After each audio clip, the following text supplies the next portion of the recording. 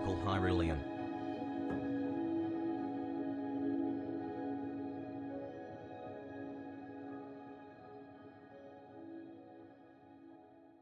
Love you, Hasan.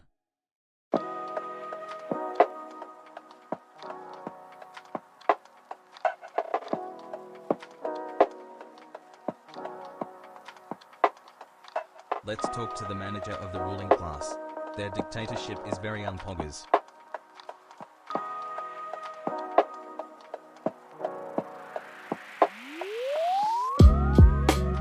Love you, Hasan Chat 3.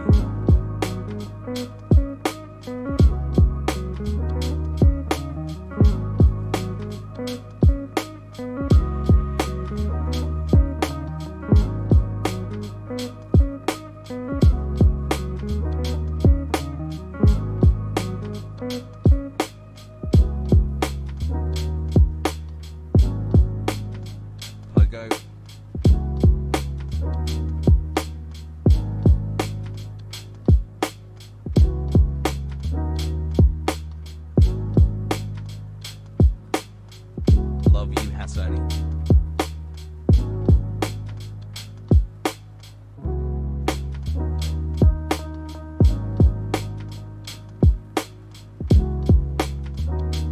This guy.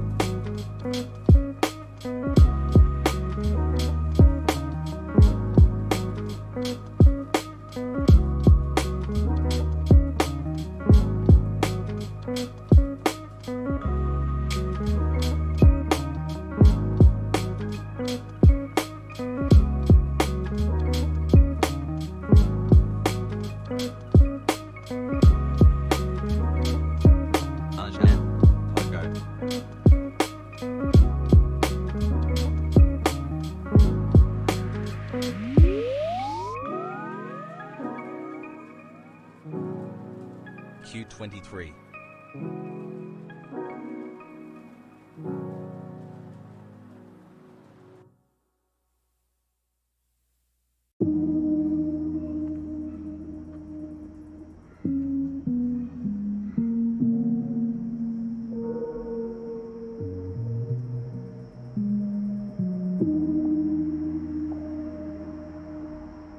Two months, man, baby, may many more come. Love your chat even if you won't shut up sometimes, heart.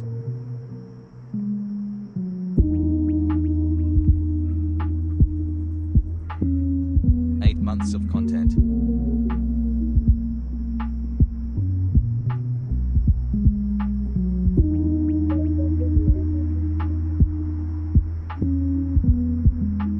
Hey Hasan, I don't expect you to respond, but you've got me through some tough times. I loved your streams, but you still haven't beaten the Nameless King, so I am afraid this'll be my last sub. Feels bad, man.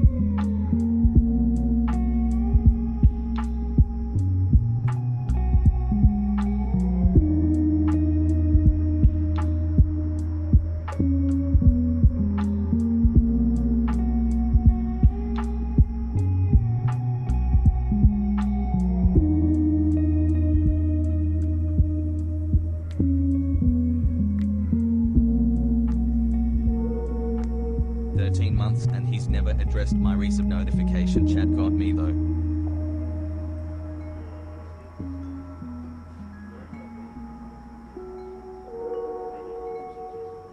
Hassle, hassle, hassle.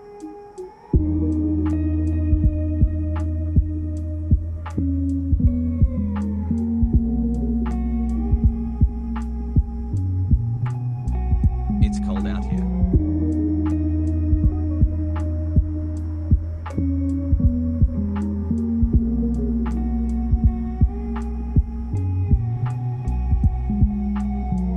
HasanAbi, hey sub 3 months. I just wanted to let you know how appreciative I am to what you do and everything you stand for. You really opened my eyes, and now all I want to do is spread the leftist lifestyle to everyone I can. Trans rights for the boys, am I right?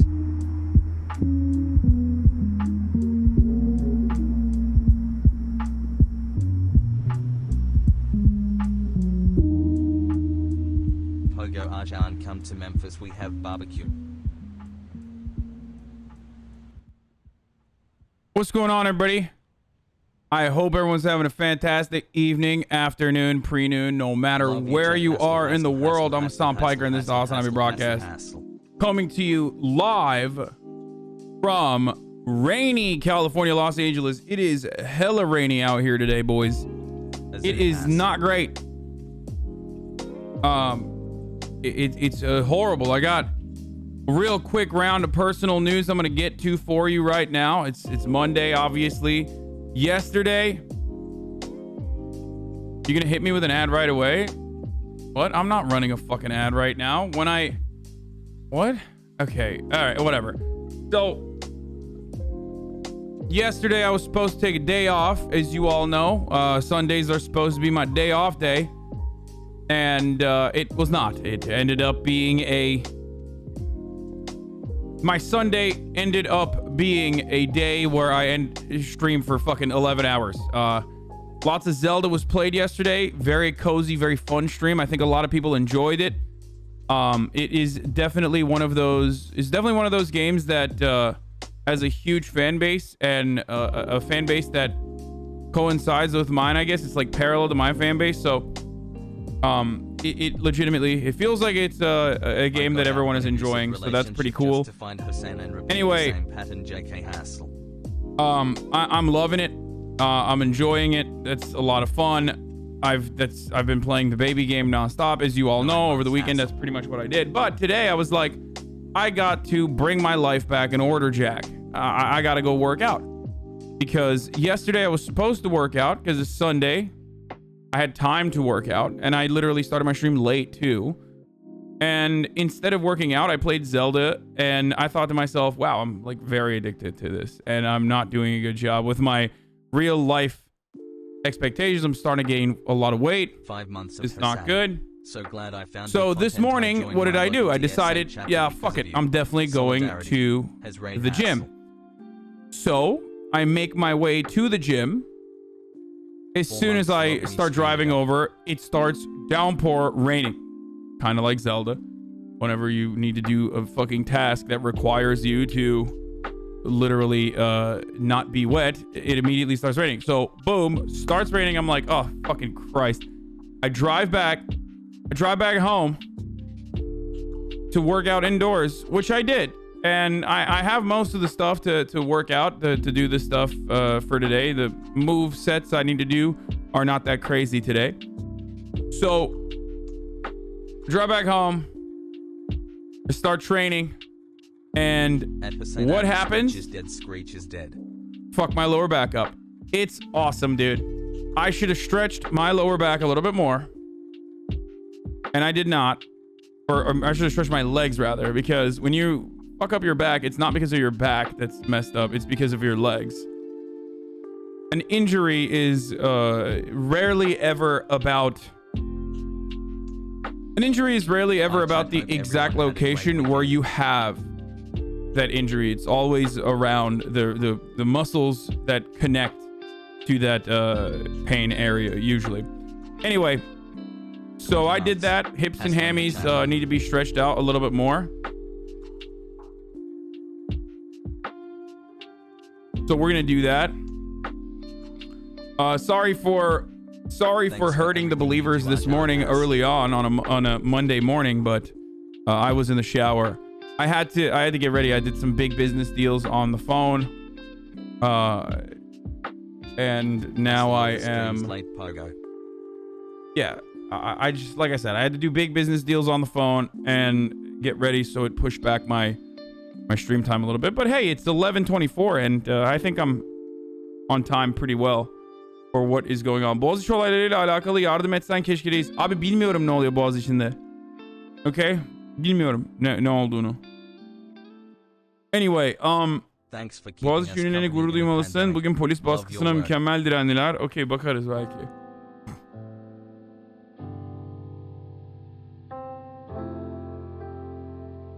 Anyway, I mean, look, I love physical therapy exercises, and I use them all the time, so it'll be fine. I miss sucking on my balls, babes. Hope to see you soon. Get that good sex again. You're sexually Jahonas? This is my favorite type of chatter. Like, I miss you sucking on my balls, babes. Like, my favorite type of chatter is like dude who is completely out of his fucking mind. Like, just completely out of his fucking mind, right? Like, in his mind, I guess, like, we're having sex or something. 15 hours for accounting a day is not, and like he's just lost it. He's like lost the plot. I don't know if this is like pure fantasy. Like, I don't know what's going on. Like, but he legitimately believes it. He probably thinks like, you know, we're in a relationship or something, and he just has to fucking say the psychotic, insane shit that he believes in. You're cosplaying Tim Pool with the beanie. Thanks for the streams, homie 3.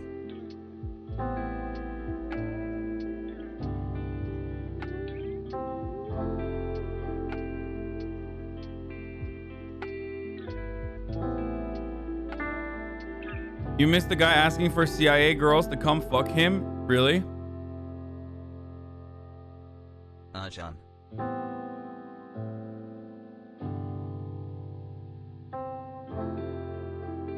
I fucked up, by the way. I should have stretched before doing my workouts today. And I really fucked it up. I should have stretched. It's my fault. Anyway. Whew. Okay. So, it's Monday. So, obviously, we're going to do the news later in the day. I will be doing the news. I'll cover the Myanmar situation a little bit more extensively today, now that I know what's going on. There's also something going on in Turkey, which is why I have a lot of people in my chat fucking spamming in Turkish for some weird reason. If you are confused, like, why are people spamming shit in Turkish?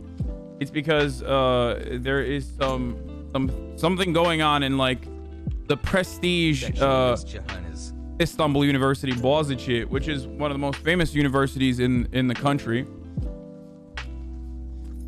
And apparently there is a... Hey man, thanks for not being a shitbag. There is like ongoing issues in Bogazici and like police brutality too. Turkey holds 4 over artwork depicting Islam holy site hung at Bogazici University. Grateful for what you do.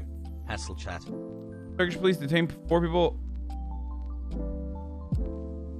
after artwork depicting Islam's holy site. Wait, what's the imagery? Tweet it out, for God's sake. Allah would help a lot, I guess. First of all, you don't know anything. And secondly, I don't know anything. So me fucking tweeting that out is not going to help your cause that much. I mean, I will, but just fucking let me understand what's going on first. Amınıza koyacağım. Adam gibi link atın lan. Allah Allah. Ya link atın amına koyayım.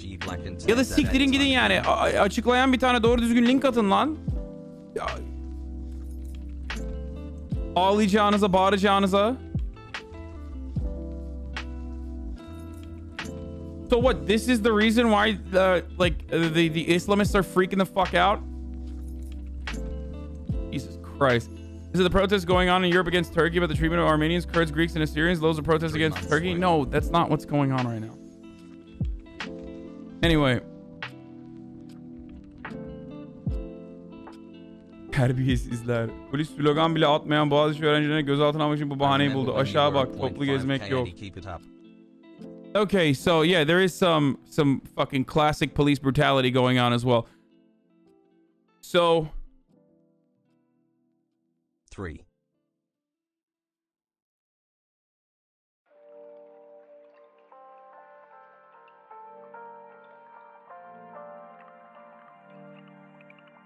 Anyway, the problem with like coverage from the problem with coverage from things that are happening in a country like Turkey is that it is virtually impossible to get like the actual news on the ground.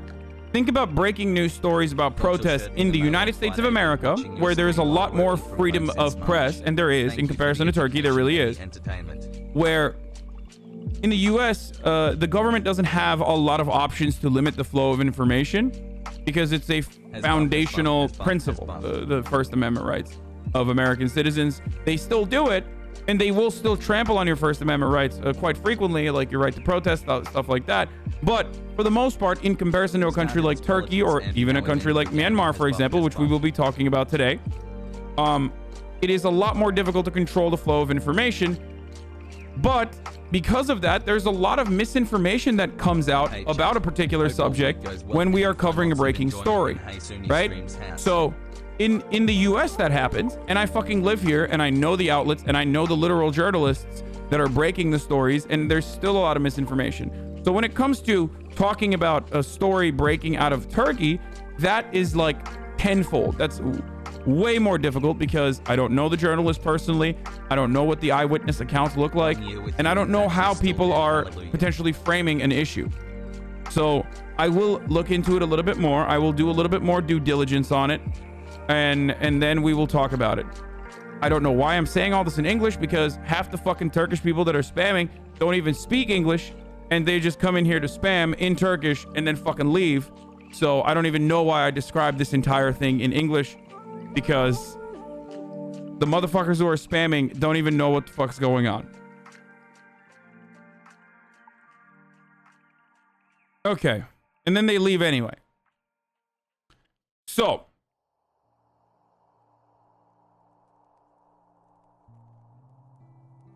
Boğaziçi Üniversitesi öğrencilerin kayyumluk önündeki bekleyi düşürüyor. Polis öğrencilere saat 9'a kadar süre verdi. Öğrenciler Melih Buğu'nun istifa etmesini istiyorlar. Kayyumlar gidecek, biz kalacağız.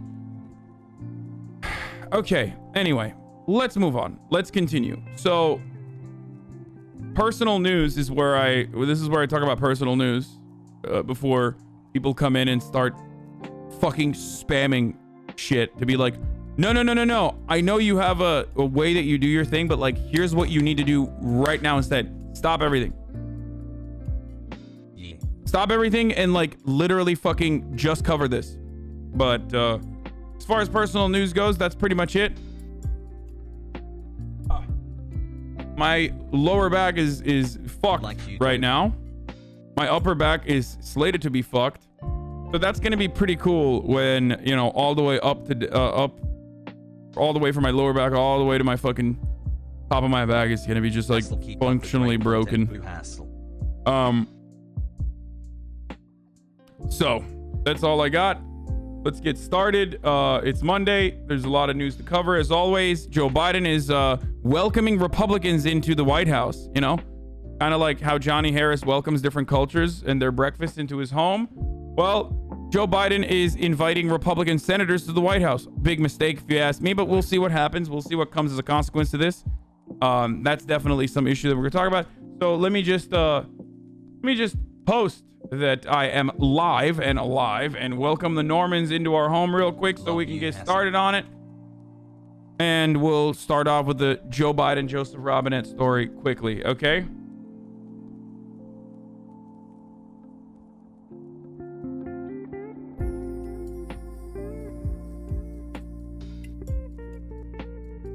Anyway, daycare is open. It's Monday and there's a lot of news to cover. Joe Biden welcomes Republicans into his home. Is this a mistake? www.twitch.tv/HasanAbi. Get in now. Okay. I know, we're going to talk about the cops spraying a 9-year-old as well. There's a video of a police officer pepper spraying a handcuffed 9-year-old girl in the back of a squad car and the events leading up to it. I haven't looked into that story yet, but... Teaching drums. Had a kid today hold up her inhaler when I told her to put her mask on. Help. Can we have a day without Normans here soon? I mean, Normans aren't even fucking Normans. Like, no Norman looks at me tweeting about daycare and then goes, let me click on this to see what. Monday fun day. The irony is that, like, I say Normans, but it's you guys who usually, if you didn't get notified, you see it on Twitter and then you come. Like, it's rarely ever like actual fucking Normans coming in. So one of the line items on the docket, of course, is Marjorie Taylor Greene, you know, famed Republican Q mom, standing at 4'5", standing at a height of 1.5 AR-15s. So that's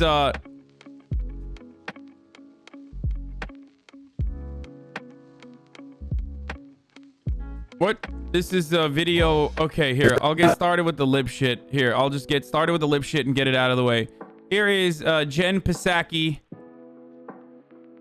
everyone's favorite White House press secretary, because of the horrible White House press secretaries that we have gone through. Here's what she had to say earlier this morning. Let's start with the lip shit. Let's get that out of the way. It's like watching fucking SNL. As you know, President Trump has been barred from a lot of social media sites. Just curious whether you think his absence has made your job any easier or the White House's job any easier as it kind of goes forward on these COVID negotiations. In what way? He created a lot of noise, right? He would have certain gravitational pull with Republicans who may be more inclined to take a harder position. Wonder if that's been anything that you guys have thought about or kind of considered. This may be hard to believe. We don't spend a lot of time talking about or thinking about President Trump here. Former President Trump, to be very clear. I think that's a question that's probably more. This is jerk off material for so many liberals. Like, oh my God, sis. People who analyze the world through like personal relationships they have with others, and like the only way to comprehend a certain issue is like very similar to my deadbeat boyfriend or my ex that I'm getting over, sis. This is the perfect this is basically the greatest fucking soundbite for someone like that. I assume that a lot of people are going to start like doing compilations, if they haven't already, of Jen Psaki, a White House press secretary whose entire job is still, again, to lie to the press and the American people. Hasn't really happened so far. So that's whatever, but like that is literally their job. They are doing PR for the White House. I'm surprised that they haven't made like you know, these what are they called? Fan cams. I'm surprised they haven't done fan cams yet. More appropriate for Republican members who are looking for ways to support a bipartisan package, and whether that gives them space. But I can't say we miss him on Twitter. Anyway, that's also an idiotic question. So it's like, it's always great to see the White House press pool ask, like, fight amongst one another to be like, who is going to literally ask the dumbest fucking question? It's always really fun watching these credentialed careerist reporters literally outdo one another in like the idiotic question spectrum, where it's like, it will range from like, what are we going to do about the Air Force One, recoloring scheme? Like, is there, I mean, but that's like, that could be a specific question related for like, I don't know, the arts and culture editor or some shit. But like, usually it's cool stuff like this. Like, oh, what if Donald Trump were back on social media? I mean, wouldn't that be crazy? Pog. So, anyway. Yes, San Francisco Chronicle wrote a fucking moronic article literally behind a paywall. So, kind of hard for me to read. The San Francisco Chronicle talking about how Bernie manifests white privilege or some shit because what? Let me guess, because he's a white guy. That stuff is just liberals doing lib shit. It's fucking annoying. I've said this before. Here's what it is, okay? That, my friends, is a return to normalcy. That's nature healing, okay? That's what that is. Nature is healing.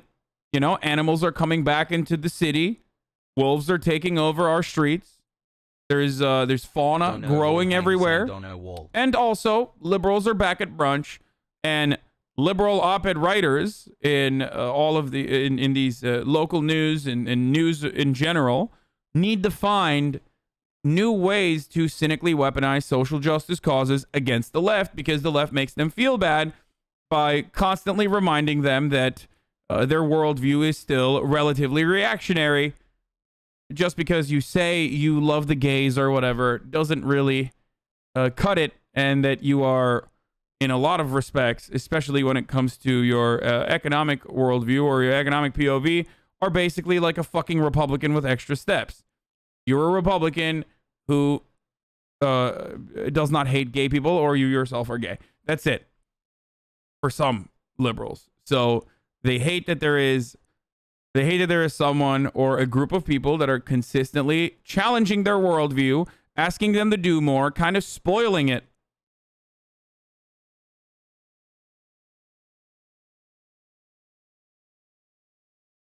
Yep. Flora is plants, fauna is animals. Well, okay, fucking fauna and flora are both growing. Shut the fuck up. Want to watch something insane before you do the news? This is insane. No. Why didn't you stop the coup yesterday? Because I love coups, dude. I'm a big fan. That's why I didn't stop it.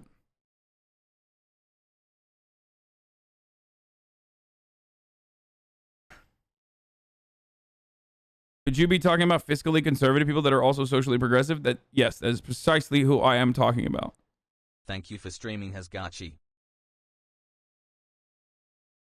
Anyway, what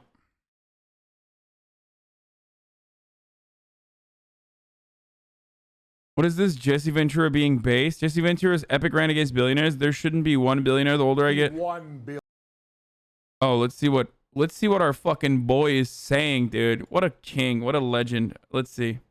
Let me make this statement. There shouldn't be one billionaire.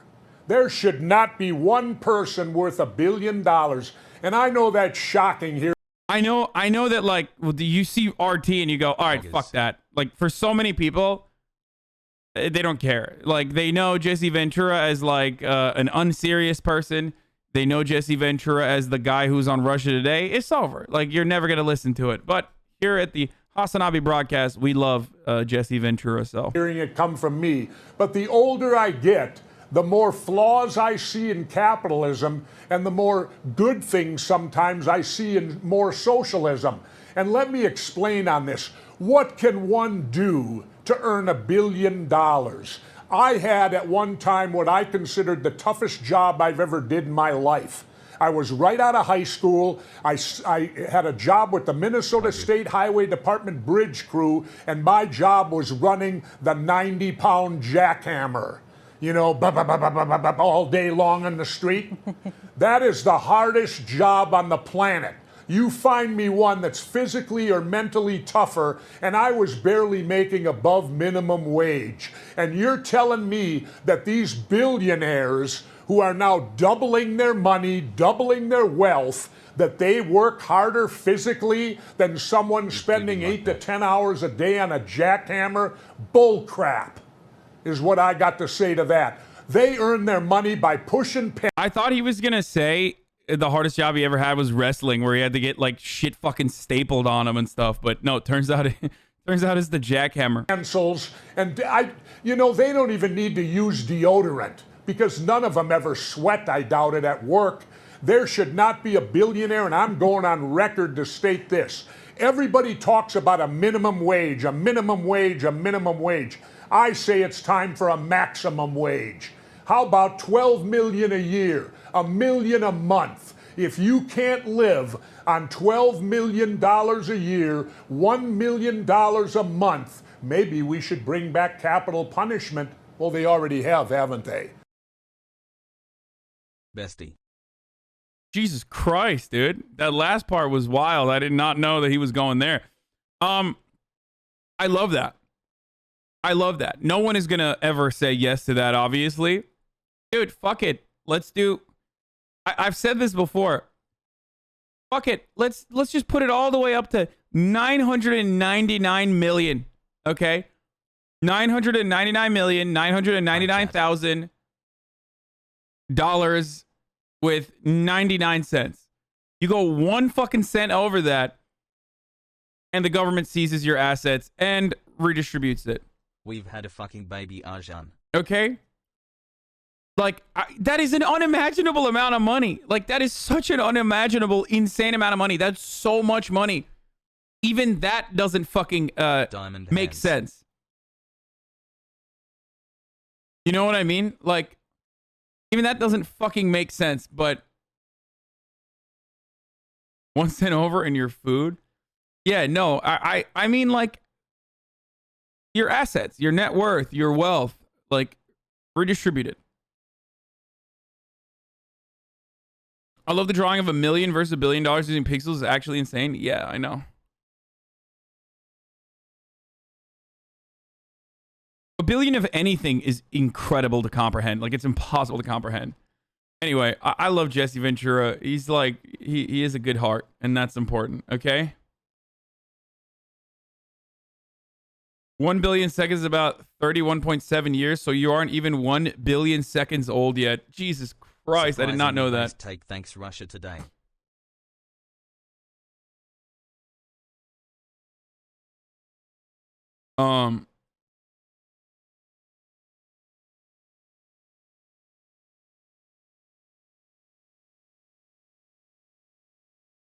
Yeah, that Reckful clip about $1 billion is one of my favorite Reckful clips, or is probably the first clip I ever saw of him, and I loved it.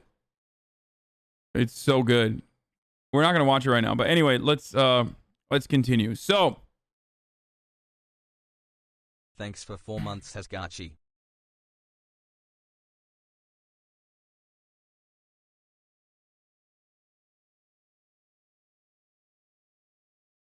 where was I? Dude, stop asking me about Gravel Institute. I want to like I want to fly from my monitor and like fly out of your monitor and be like, shut the fuck up. Everybody's got their own pet projects, and like they just can't shut the fuck up about it. Like, they literally are incapable of shutting the fuck up about it. Okay? We will get to it later. The more you talk about it, the more I don't want to watch it. I want to let you know you are ruining your own chances. You're getting in your own way. Just went through brain surgery this past week. Anyway, we did the lip shit. We did the base shit. Let's watch. Bro. President Biden is welcoming Republican senators into the White House. Now, the reason why I want to talk about this, and is that going to be live? I don't know where Timasius is or anybody else. If you guys know, is there going to be like a live meeting or anything like that? Or is it just like a... Can I say gaming so you don't do it? No, I love gaming. So if you say gaming, and then I will do it. And also, if you have a problem with that, I'll ban you instead. 5 months, just to get people to shut the fuck up about Unity, but I still think it's dumb. So I will say this much. Okay?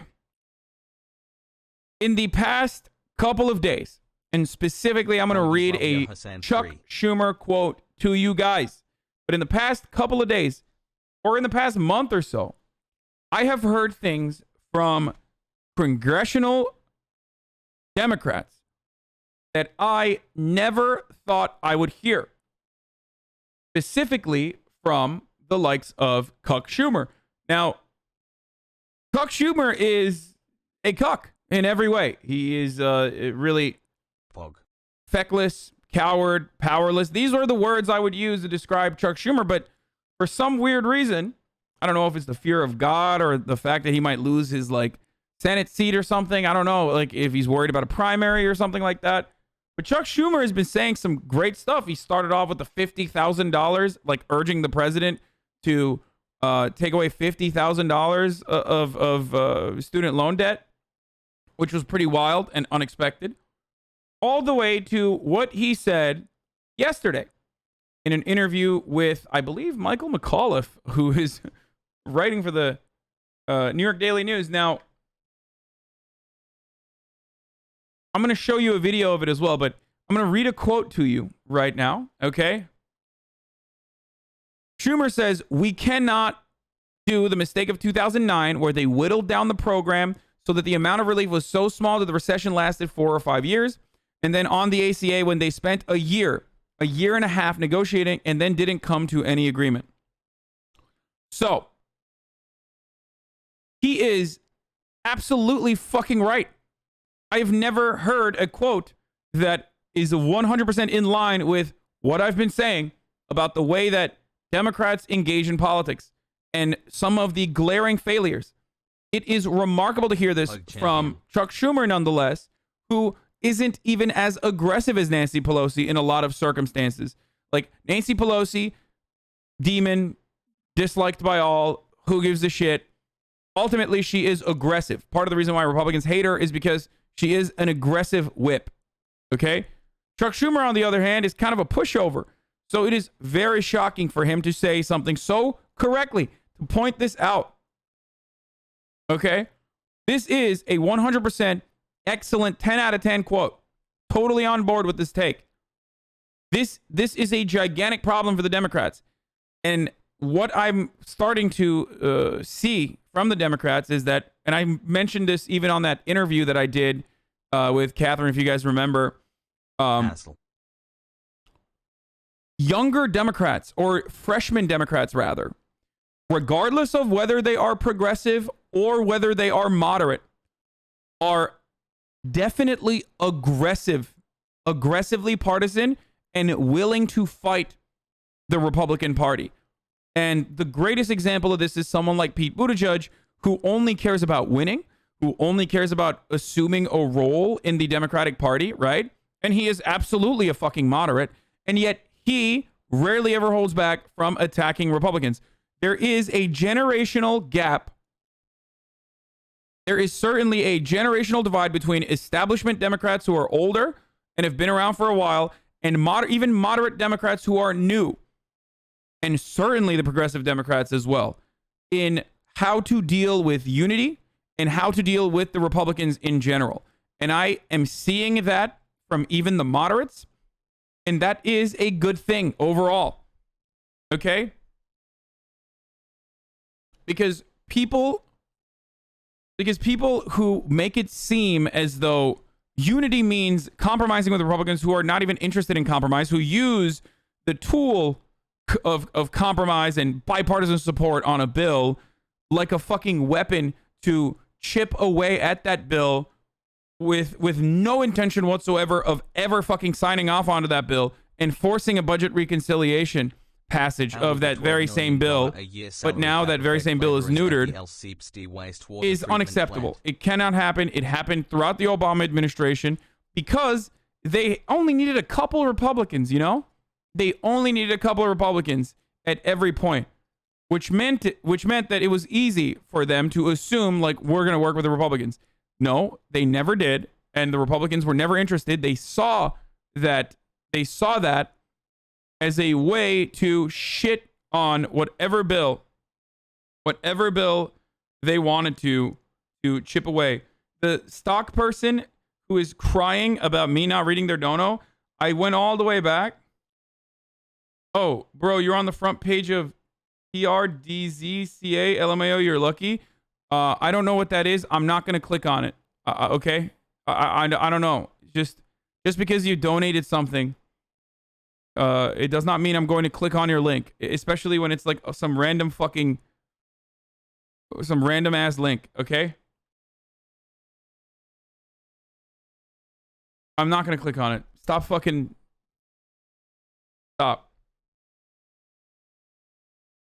Like, stop trying to fucking make me click on your malware website or some shit.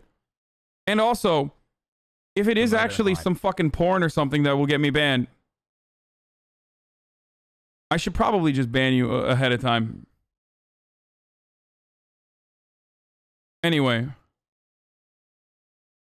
So, that's where we're at with Chuck Schumer, and that's what he's been saying. And I think that the Republicans thank you for all the commentary sent a counter proposal. Pogu 7 Motons feels like yesterday. Oh, he was trying to send me an IP grabber? Wait, I'll tell you guys what the link is, okay? Hi Hasan, looking If it's an IP grabber, I'll ban him.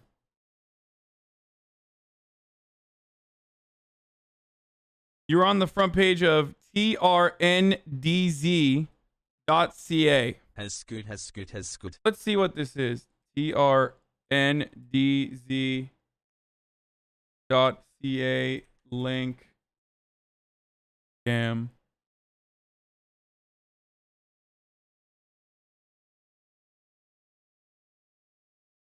Not showing up on anything. I can't find it. It's spam for his crappy merch. 7 months of Kuming, love you Arjan. I'm Googling it. I didn't click on it. Oh, it was just an ad? Okay, where is this fucking dipshit? What is it? Stock Geezer? Is that what his name was?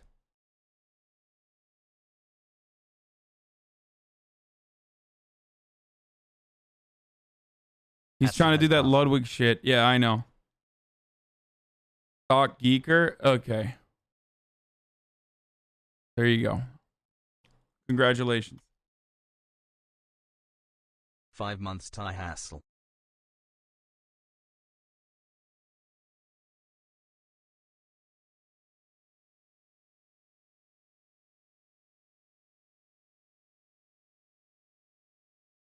What's up with the hat? I love it. I want to get my wife's boyfriend one. Ha ha ha. It's just a Yankee with no brim, dude. Why risk it if you're not familiar with malware? No, I just love it. I want to get my wife's it wasn't malware. one. It was just like someone trying to fucking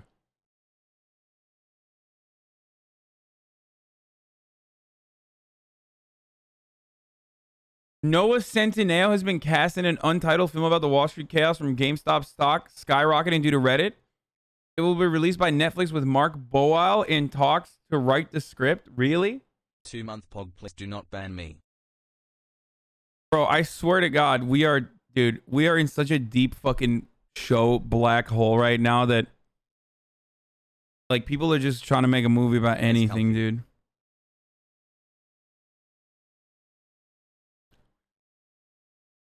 Noah Centimeter, he sucks. I don't fucking know anything about Noah Centimeter. Okay, let's get back to the story. Hassle. Republicans are sending counter proposals to the Democrats who are looking for a $1.9 trillion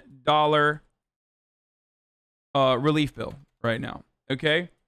Now, Republicans have also been fucking freaking out over the $1 trillion COVID relief bill because they think it's far too much.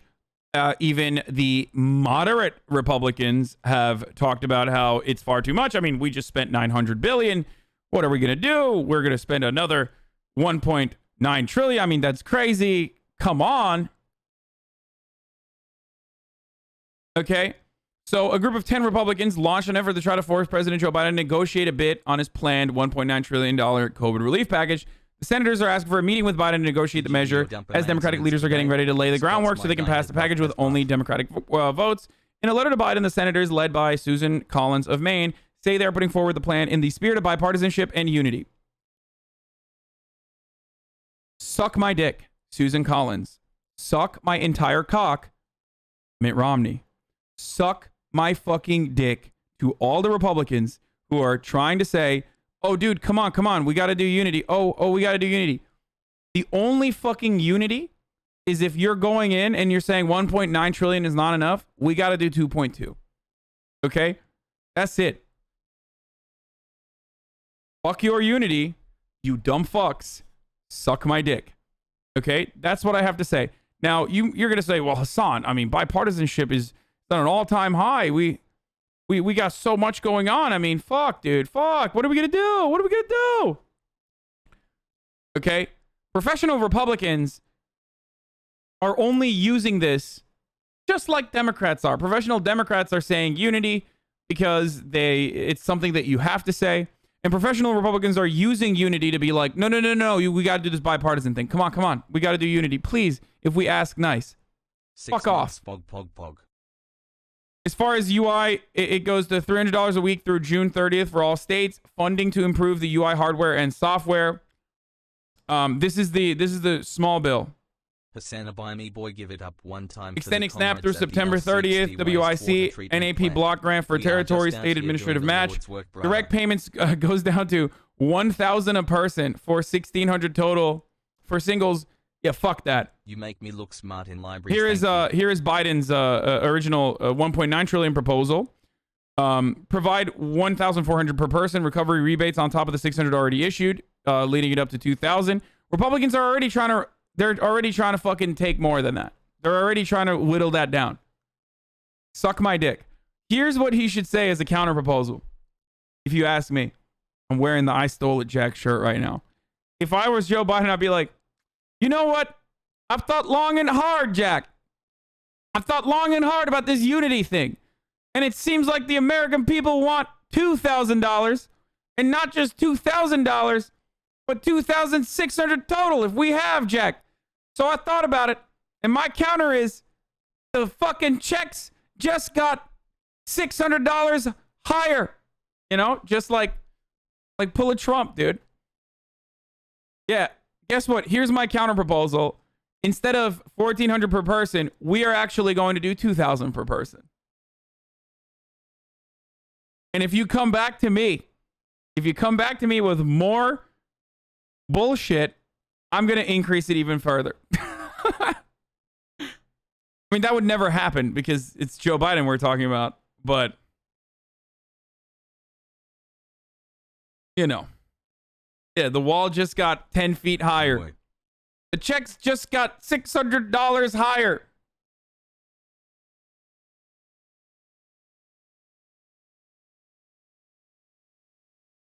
But there's already internal debate, apparently, according to Nancy Cook. Thank you, Themasius. Scoop, even President Biden's top economic advisors have privately expressed reservations about the size and scope of the proposed 1,400 stimulus checks. They worry the large price tag will crowd out other items like expanded unemployment insurance, etc. Why? Why? Bro, this is the most popular thing, dude. This is the most popular thing. You fuck this up.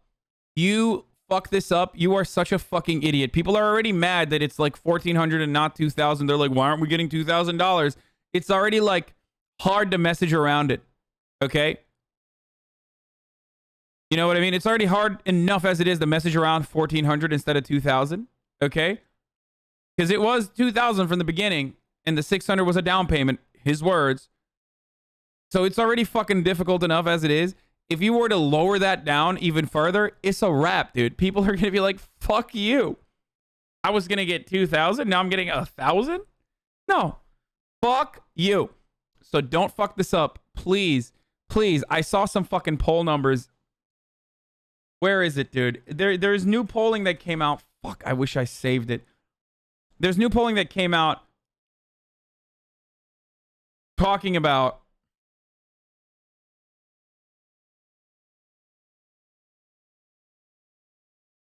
the popularity of $2,000 checks, the popularity of the Senate Republicans and Senate Democrats, or Congressional Republicans, Congressional Democrats, popularity of Joe Biden, and the highest rated thing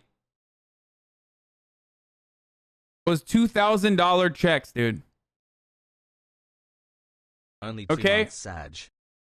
Currently, as it stands, the $2,000 checks, according to the AJC UGA poll in Georgia, the approval fave support rating for Trump is at -17.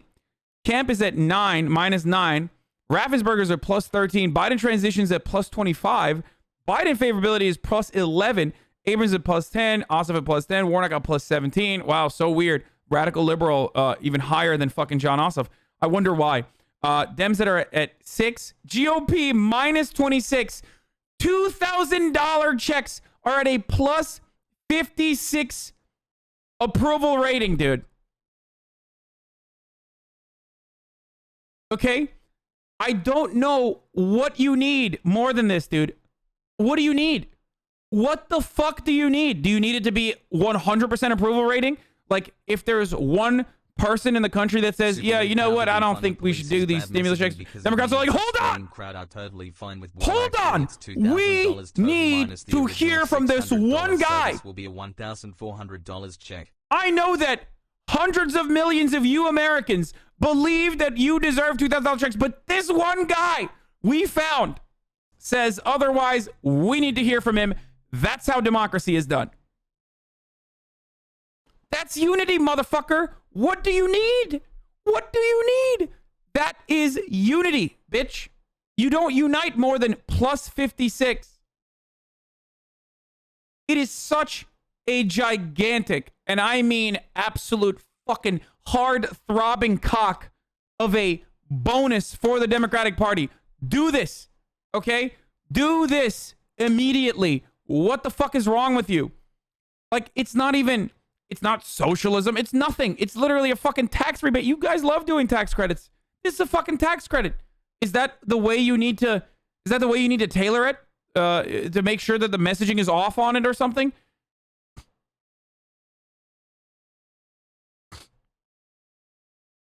Insanity.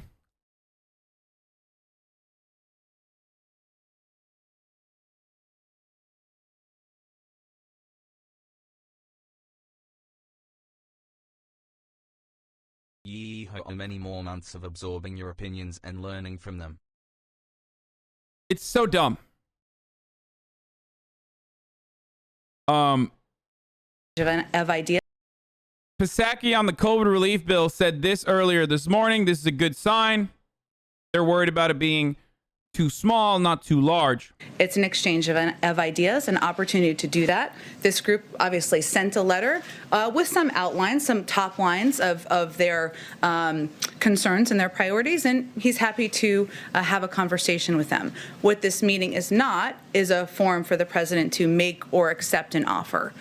So I think that's important to convey to all of you. And his view, it remains what was stated in the statement last night, but also what he said on Friday, which is that the risk is not that it is too big, this package, the risk is that it is too small. And that remains his view, and it's one he'll certainly express. What's stopping Dems from passing the 2K checks? Dems. That's it.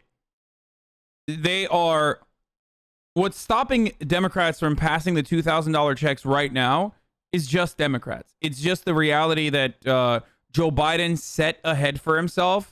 Like, they are trying to figure out a way to, like, do this in a bipartisan way. And I've said this over and over again, but it's the same concept as, like, doing the Trump impeachment, right? What they're trying to do is force Republicans with a olive branch, basically. They want to give Republicans an olive branch to say, look, that was all Trump. That was behind us. We can do fucking unity. It's not Joe Manchin. Shut up. It's not Joe Manchin. Literally not Joe Manchin. You are completely fucking incorrect. Joe Manchin can be pushed. Joe Manchin's own fucking governor in West Virginia said, this is good. You're wrong. You're completely wrong. Stop. Okay? Stop. The Republican governor of West Virginia is on board with the fucking $1.9 trillion recovery package. Joe Manchin is in. So don't talk about that. What this is exclusively so that the Democrats can basically offer an olive branch to the Republicans to say, hey, this is an opportunity for you to fucking cut. This is an opportunity for you to cut. Even if Joe Manchin says he's not in right now, he's in regardless. It does not matter. Okay? Stop talking about Joe Manchin for a second. Even if this is what Democrats are trying to do is basically say, look, cut Donald Trump out and say everything that happened in the past 4 years was just Donald Trump, and that you guys are normal and the adults are back and we're just running we're running this with unity and bipartisanship. That's why they're trying to do this impeachment. Part of the reason why they're trying to do the impeachment is so that some Republicans can get on board and impeach Donald Trump so that they can turn around and be like, look, see? The Republican Party are a bunch of adults. Like, come on. They don't think that Donald Trump represents them.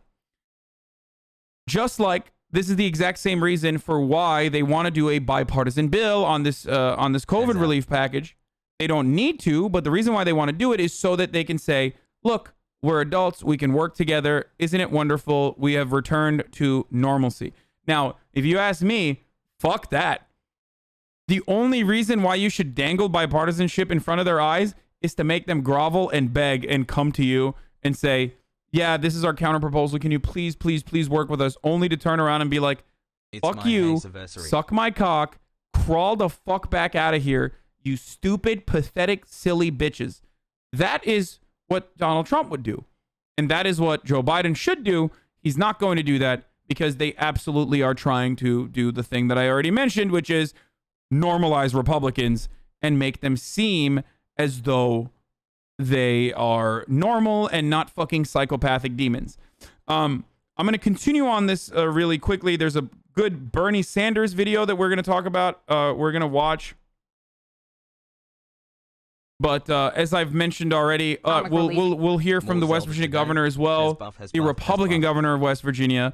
But before we do that, it is top of the hour. Top of the hour every hour, where we do a 60-second ad break. Is the first of the day. Boys! The first ad break of the day, boys! So, if you no longer want to see the ads, all you need to do is subscribe. You can subscribe with $5 a month with the regular subscription.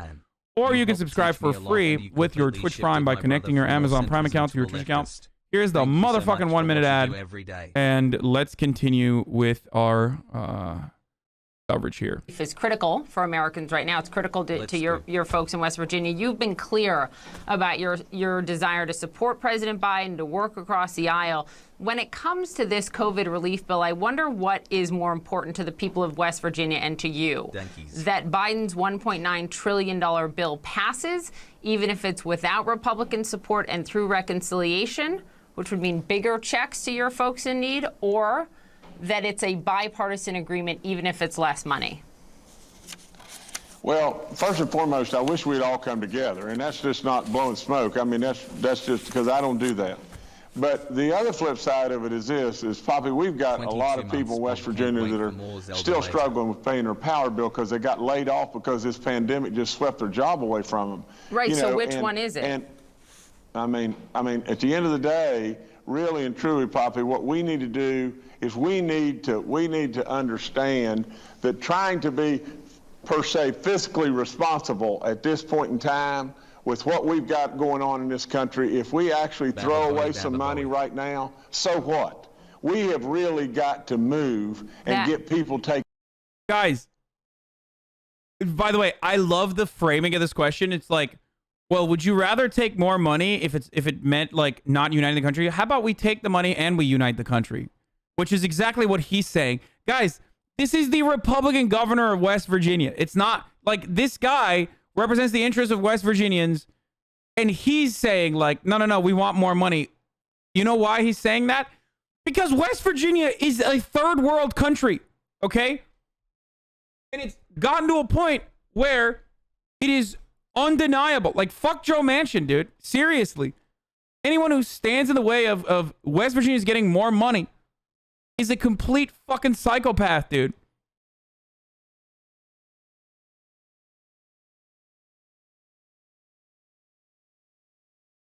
It's horrible.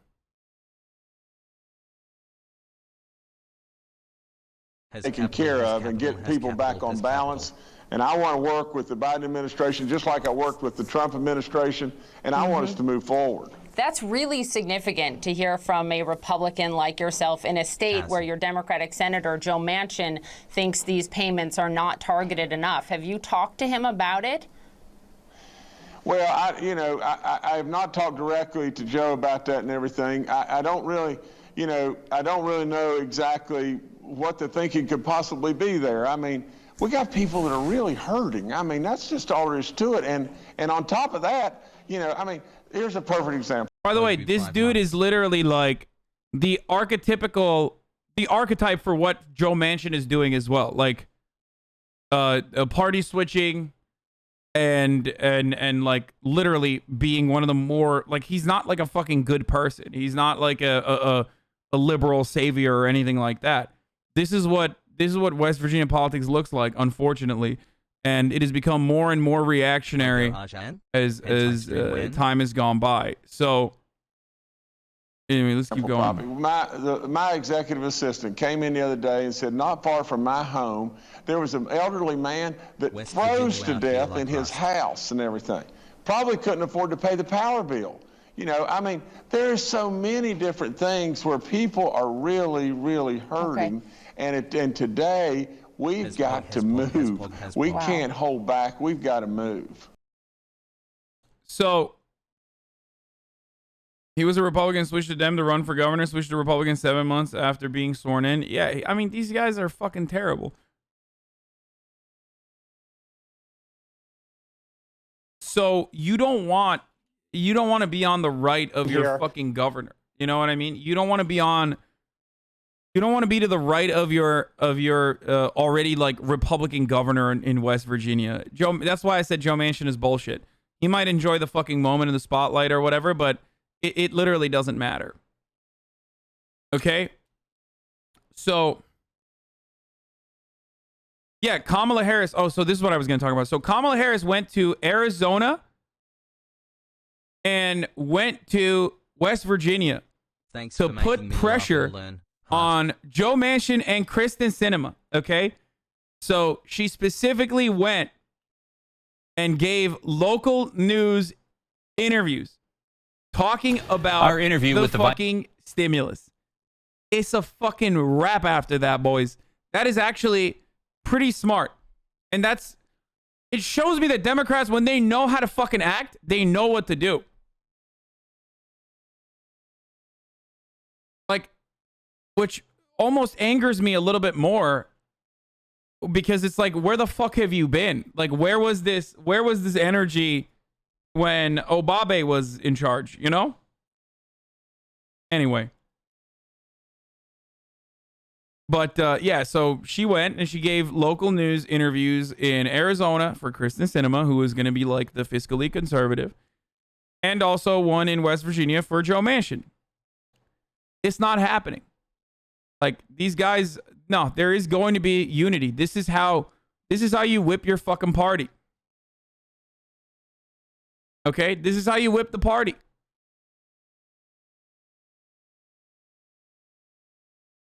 You understand? This is, by the way, this is how Bernie said he was going to organize as well for initiatives that he wants to do that Democrats might not be on board with. Like, he literally said, I'm going to be the organizer in chief. So that's good. This is like a good start.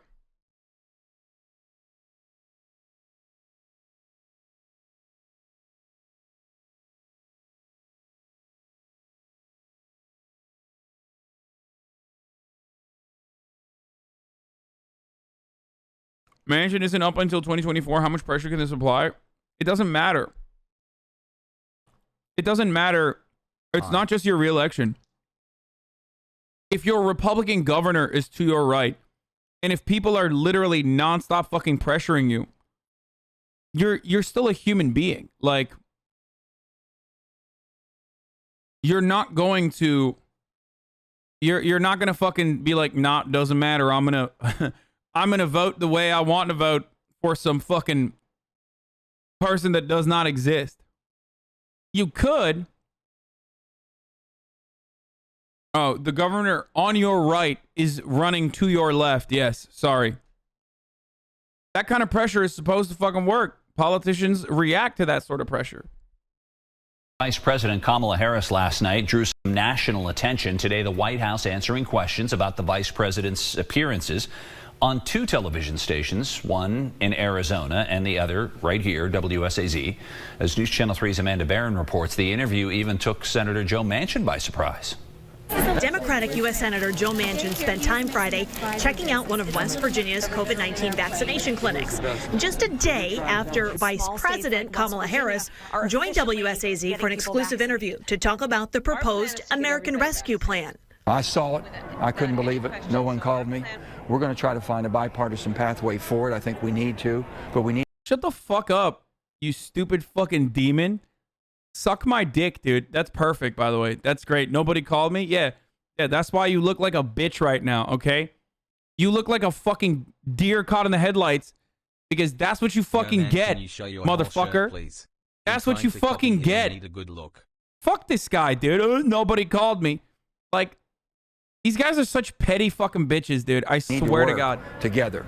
That's not a way of working together, what was done. In addition to... Bro, you're a Democrat. You're a Democrat. Shut the fuck up. You're a Democrat. Your Republican governor wants this. You can't stand in opposition. Like, that's why I'm saying it's fine. These guys are going to shut the fuck up. They're going to caucus with the party. In an interview with us, the vice president spoke with a station in Arizona. We want to make the case to the American people across the country. This was a way to do exactly that. Why those states specifically? I think she'll do a number of more regional calls and regional interviews, as will other members of the team.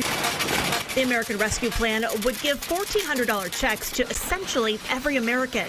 Senator Manchin believes those payments should be targeted. We met with his economic team, and they put out what they wanted. We said, just show us the figures, because people need to know. We want to help everybody that needs help. But if a person's making $250,000 or $300,000, see, this is what, like, fuck you, dude. Fuck you, please. Fucking just shut the fuck up. They're not getting $2,000 if they're making $250,000 a year, you fucking piece of shit. You garbage motherfucker, dude.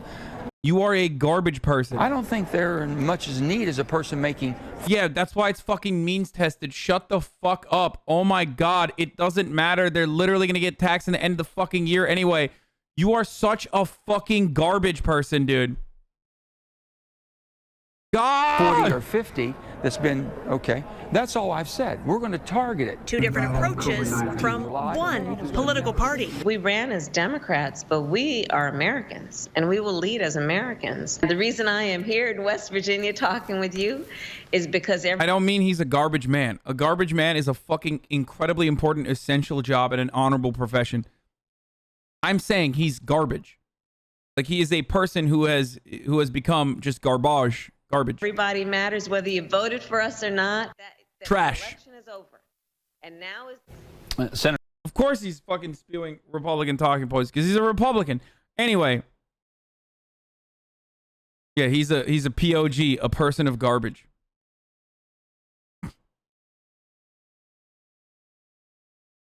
Whenever these people say, like, oh, people that don't need the money will get it, you gotta ask them, like, so what about the fucking tax cuts, you fucking piece of shit?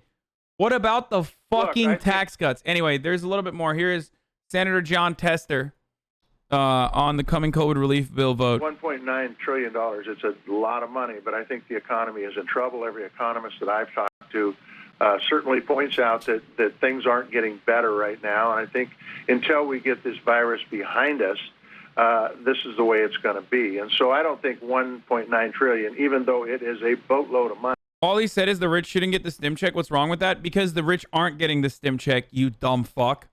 It's because morons like you literally hear that and go, well, that does make sense. Like, maybe the rich shouldn't get it. Because they don't. They don't get it. So why are you mentioning something that's not happening? And then also on top of that, they get taxed in the end anyway. If they do end up getting it, they literally get it. They literally pay it back via taxes in the end of the year. So why? Why is that a problem when that's not even happening? Why is that a problem? Why is he making it seem as though there's a problem there when that problem does not exist? Why? Because it's a talking point for fucking idiots like you to literally repeat. That's it. That's why. And you just got baited, motherfucker. He literally threw the bait out and you were just like, oh, let me catch it. That's what you did.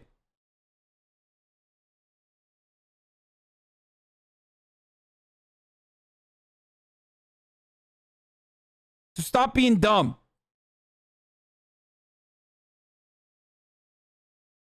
It's not about the rich getting it. It's about the poor getting it. Recognize that that is the problem. When we talk about tax cuts, these motherfuckers love talking about how rich people getting back more of their paycheck is actually a good thing because they're jobs creators. That's the only time when poor people are allowed to get back more money, okay, is when the rich are getting like tenfold, 20-fold, millionfold in certain circumstances.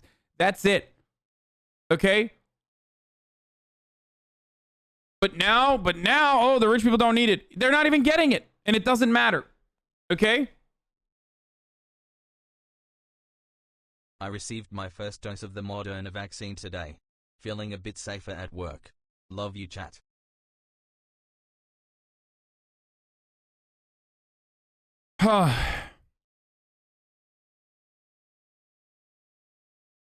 Love you content. That's the only reason why we're having this conversation.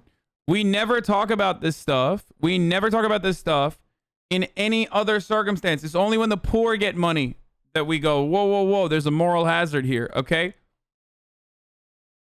It's fucking bullshit. Don't be stupid.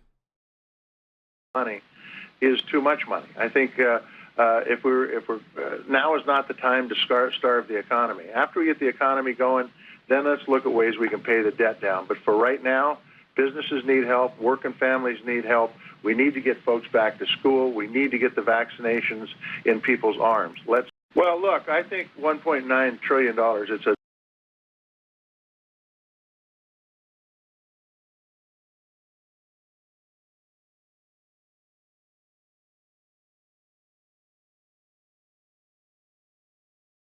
Anyway. Dank hug hi chat. Let's keep going.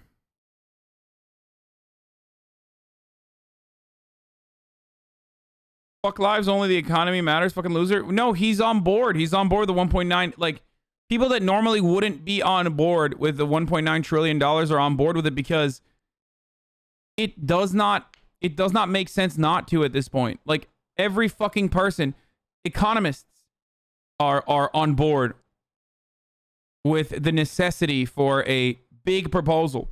They were on board when Donald Trump was the president. Nothing has changed since then. Okay?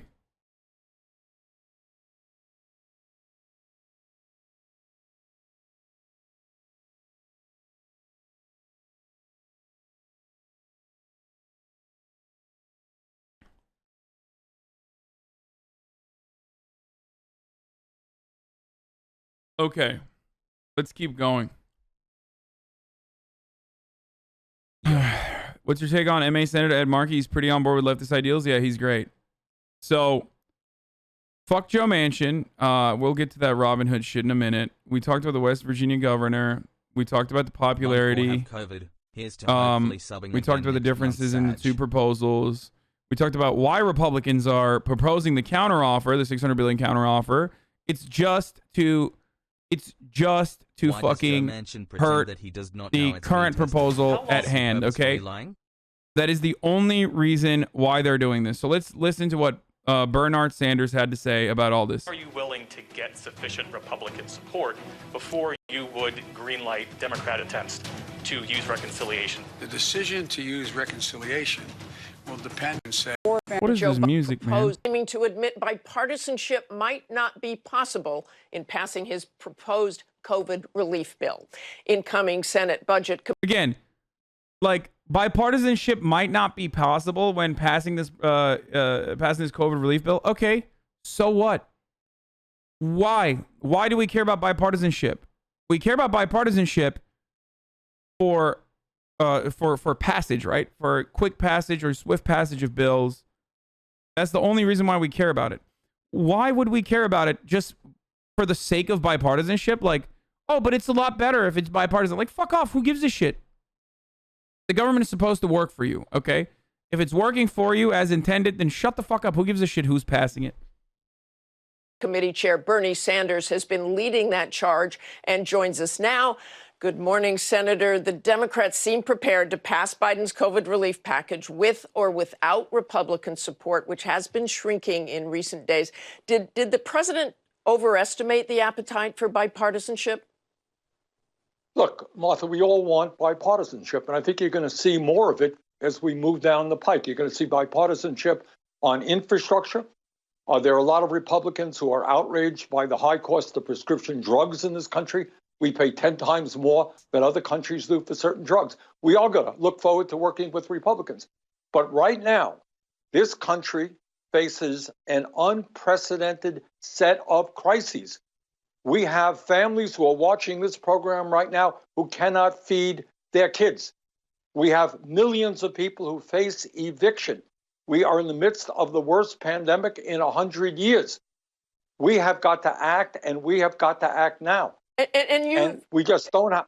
Senator, you've said you can't reach out to Republicans indefinitely, and Democrats should use the majority. But this morning, we're hearing 10 GOP senators have a new plan. So is it a mistake for Democrats to consider abandoning bipartisanship negotiations? Oh, no. Is it a mistake for Democrats to abandon bipartisanship? Like, what is this question, man? What the fuck is this question? It's so fucking cringe. You, madam, are doing a cringe, okay? You are being cringe, madam. Please stop. Bipartisan, why don't we unite and bipartisan some bitches and fussy? No, seriously, dude. Yeah, why don't you bipartisan some bitches is the right fucking, is the right retaliation here. It's so dumb. It's like, talking about bipartisanship for the sake of bipartisanship is so fucking stupid, dude. It's about the issues, and Bernie will describe it perfectly. Martha, the issue is not, bipartisanship. We're not. The issue is, are we going to address the incredible set of crises and the pain and the anxiety which is in this country? You know what? I don't care what anybody says. We have got to deal with this pandemic. We have got to make sure that we are producing the vaccines that we need and get those vaccines into the arms of people. We cannot have children in America going hungry, people being evicted, schools not open. We need to open our schools in a safe way. That's what we have to do. So the question is not bipartisanship. The question is addressing the unprecedented crises that we face right now. If Republicans want to work with us, they have better ideas on how to address those crises. That's great. But to be honest with you, I have not yet heard that. Does your party have the votes to pass the relief package through the reconciliation process if you decide to go that route? Yeah, I believe that we do, because it's hard for me to imagine any Democrat, no matter what state he or she may come from, who doesn't understand the need to go forward right now in an aggressive way to protect the working families of this country. Look, all of us will have differences of opinion. This is a $1.9 trillion bill. I have differences and concerns about this bill, but at the end of the day, we're going to support the President of the United States, and we're going to come forward, and we're going to do what the American people overwhelmingly want us to do. The polling is overwhelming. Republicans, Democrats, Senator, you say you're confident about the Democrats, but I saw Joe Manchin from West Virginia this weekend, and he has made remarks after watching Kamala Harris being interviewed about this relief package, saying, no one called me about that. We're going to try to find a bipartisan pathway forward. I think she's like, she won't let it go. Like, she won't let it go. It doesn't matter. It is completely inconsequential. Okay, this notion that like we need Republicans from across the aisle to come on board with this is inconsequential. It's insignificant, and the only reason why we're having a conversation around it is specifically to again play the role that the media is playing in normalizing the Republican Party. Democrats are trying to normalize the Republican Party as well. And that's why this is happening. But the Republican Party is not normal. And the next story after this video that I'm going to get to around Marjorie Taylor Greene and how Republicans are operating around this person who's like a fucking QAnon freak who believes in like Jewish space lasers that are responsible for the California wildfires or who wanted to execute Nancy Pelosi is basically the greatest representation that the Republican Party should not be normalized, are not normal. They are going to go increasingly more unhinged because that's what their base is. And that's what they are expected to do. Okay? They don't want to get fucking primaried by even a more radical Republican. So they have to portray themselves as psychos. There is no honesty or decency or moral compass within the professional Republican Party where they will do the right thing by virtue of doing the right thing. There's no doing the right thing, okay? Corporations or corporate executives have a fiduciary responsibility to their shareholders to maximize profit for them, okay? And Republicans believe that they have a similar responsibility to their constituents to be as unhinged as possible. Doesn't matter what the consequences are. Doesn't matter what the outcome is. Just look at it from that point of view, okay? Think about it like that. Like, Republicans have to be fucking sick freaks. So stop trying to work with these people who are literally like, I don't care. I don't care. I am not going to do your bidding. I'm not going to be normal. Like, it's like that meme of the mom with the kid fucking freaking out in the background, and the mom's like, why can't you be normal for once? That's the Republican Party. People are saying, like, be normal for once, and they're like, no! No! On bipartisanship, their attempt to start up some drama. It only took them, what, 4 weeks to forget that, like, an insurrection happened? Every single one that was like, yeah, Donald Trump should be punished for this is now turning around and being like, oh, actually, we were just kidding.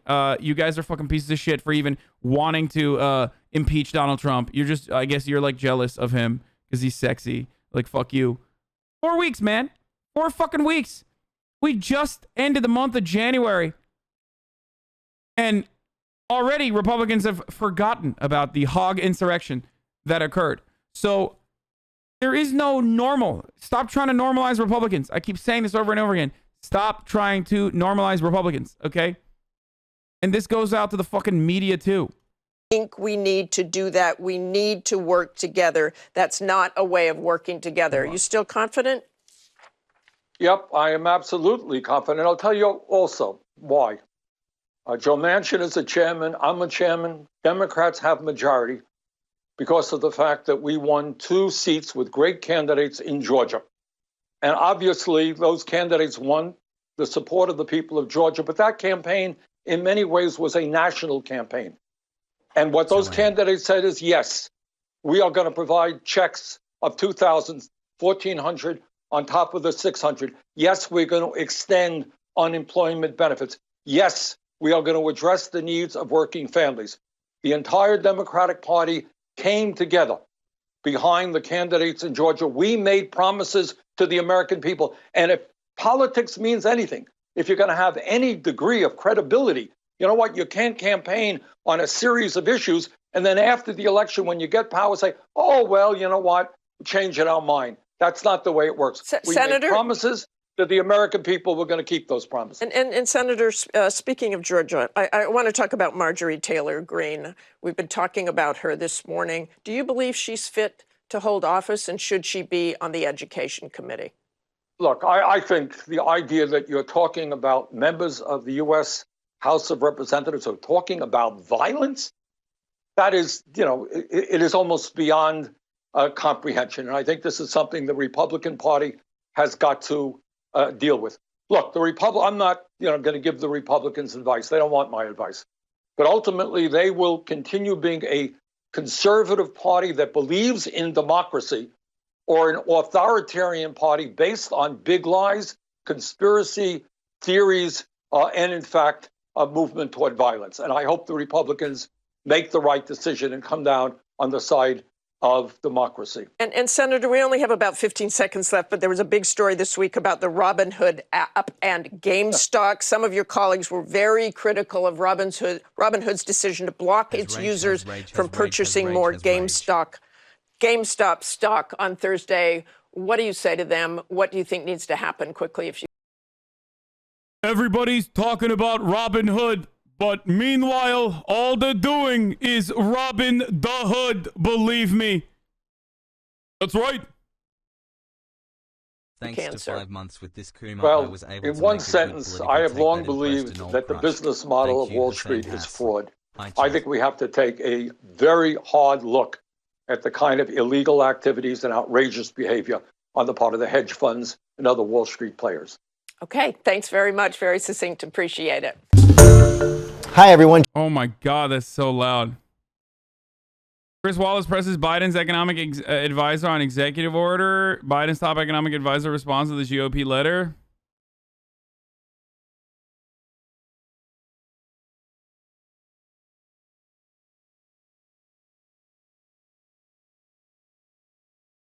Son, after your own stream program, not to disturb, we would like to say something about Bogazici. It is important for being a voice for publishing the issue internationally. Yes, I'm going to talk about it, man. I just don't know what the fucking actual details are, and we're doing American politics right now. Can you fix your audio so I don't have to adjust the volume on every video? Tired of hearing why is it so loud? Okay, well, you can take a week off instead, I think. How about that? And you should be very excited that I did not ban you permanently and only gave you a 1 week off vacation. You dumb bitch. How am I supposed to know that, like, the exit part of this, the last button on this is going to be fucking completely super high? Am I supposed to predict audio increases, like random audio increases, because the fucking audio editing on their end is completely broken? Sorry, I apologize for not literally watching every single video ahead of time, and that sometimes it might be very loud. It's, you know, it's one of the things that triggers the fuck out of me, because like I care so much about making sure that like the sound mixing and the audio levels are adjusted. That's why I have like literally 3 different fucking ways of controlling the volume. So when you pull up with some shit like that, questioning my audio, the integrity of my fucking sound mixing, I will clap you. Especially when like some of the top content creators on this platform literally use like headphone mics still.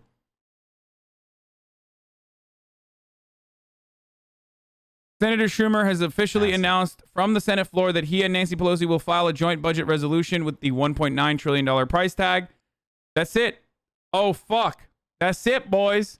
Oh, we're moving quick.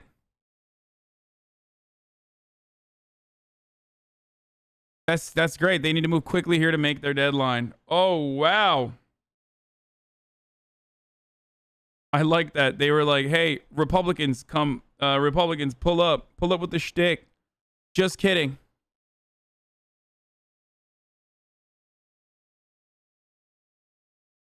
Good shit. Has buff any gamers in the chat? Is 1.9 trillion with the 1400 stimmy? Yes.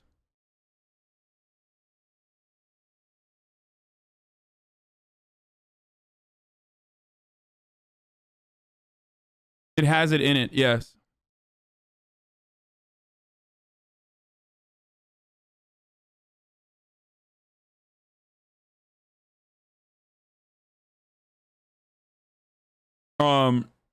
Hasan is getting debated by Democrats. Secret Magics, LMAO. Wait, what?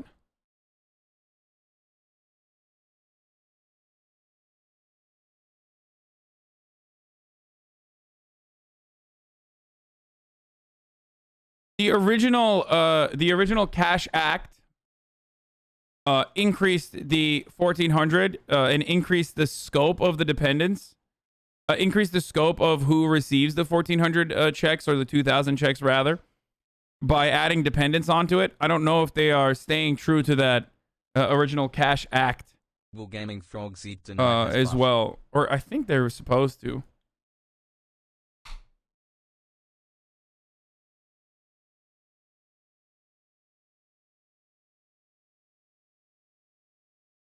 Yemenum va anime kizini kurum. Anyway. Kizina satasani sekavurum. Each sakam yok suzum durum. Bisag horn mensive dali dala. Okay. I think adult dependents are set. Yes, they are supposed to be included. Dude, I'm starting to get really fucking triggered by people who are like... There's people in the chat who are like, cover the Indian protests. There's people in the chat who are like, cover the Myanmar uprising, the military coup. There's people in the chat who are like, cover the Bogazici Turkish news. Like, guys, I am an American political commentator, okay? Some international news does get covered here, but like, please, please, for the love of fucking Christ, shut the fuck up about whatever the fuck is going on in your country, or whatever the fuck you want me to talk about. I'm gonna get to it. Jesus Christ, dude. Are Dems going to need budget reconciliation for a public option passage too? Yes. I mean, if they do that. No, don't time people out for asking. Yikes. Man, no, not yikes. I'm sorry. I need to be a little bit more stern. And if some people are going to leave right now because they're upset with me, then have at it. Because it's getting to a point where it's like fucking insane. Like, please stop. Why don't you cover yourselves in the blessings of Allah? Yeah. Maybe you should stop reading everything chat says. Why? No. This is what I care about. I want to be able to have a back and forth conversation with you guys. I'm not going to stop that because, you know, there's a bunch of people who are being annoying.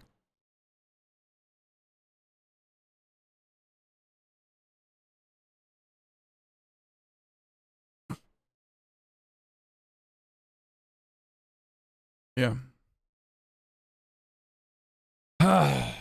Okay. Brief aside, I will say that this is pretty fun.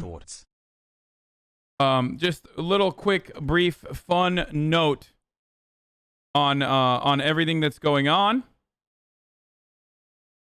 Should quickly mention that we are playing those super fucking old hits, as I just retweeted while I was peeing. Iran could have a nuclear bomb by 2010, study warns. Iran will amass enough low enriched uranium this year to have a nuclear bomb. Netanyahu comes out in 2015 saying with 190,000 centrifuges, Iran could have enough enriched uranium for an entire nuclear arsenal within weeks. Breaking news again: U.S. believes Iran may have enough fissile material for a nuclear bomb by the end of the year. U.S. officials say. Biden administration is saying that. So, very cool. You know, bang on those goddamn drums, baby. It's wartime. The war machine needs to keep fueling itself. We need to have an enemy. So, sorry. Sorry. Thank you. Very cool. You know.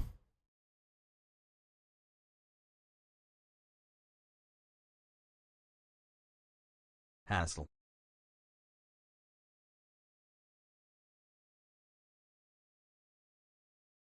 Wonder how many nuclear bombs are in Israel? 80 is the conservative estimate that we know of. If you want an answer to that question, the answer is 80.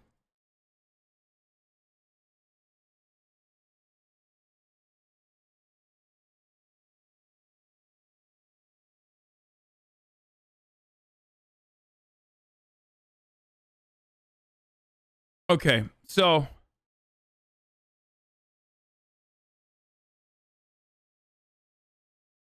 why Monka S? The USA has way more.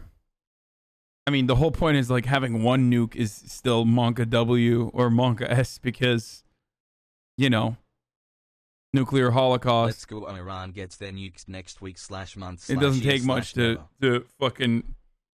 If one nation throws out a nuke, then every nation throws out their nukes. You know. Is there a place to find like when it gets passed or like where the bill is at, kind of like a package tracker? No, I don't think so.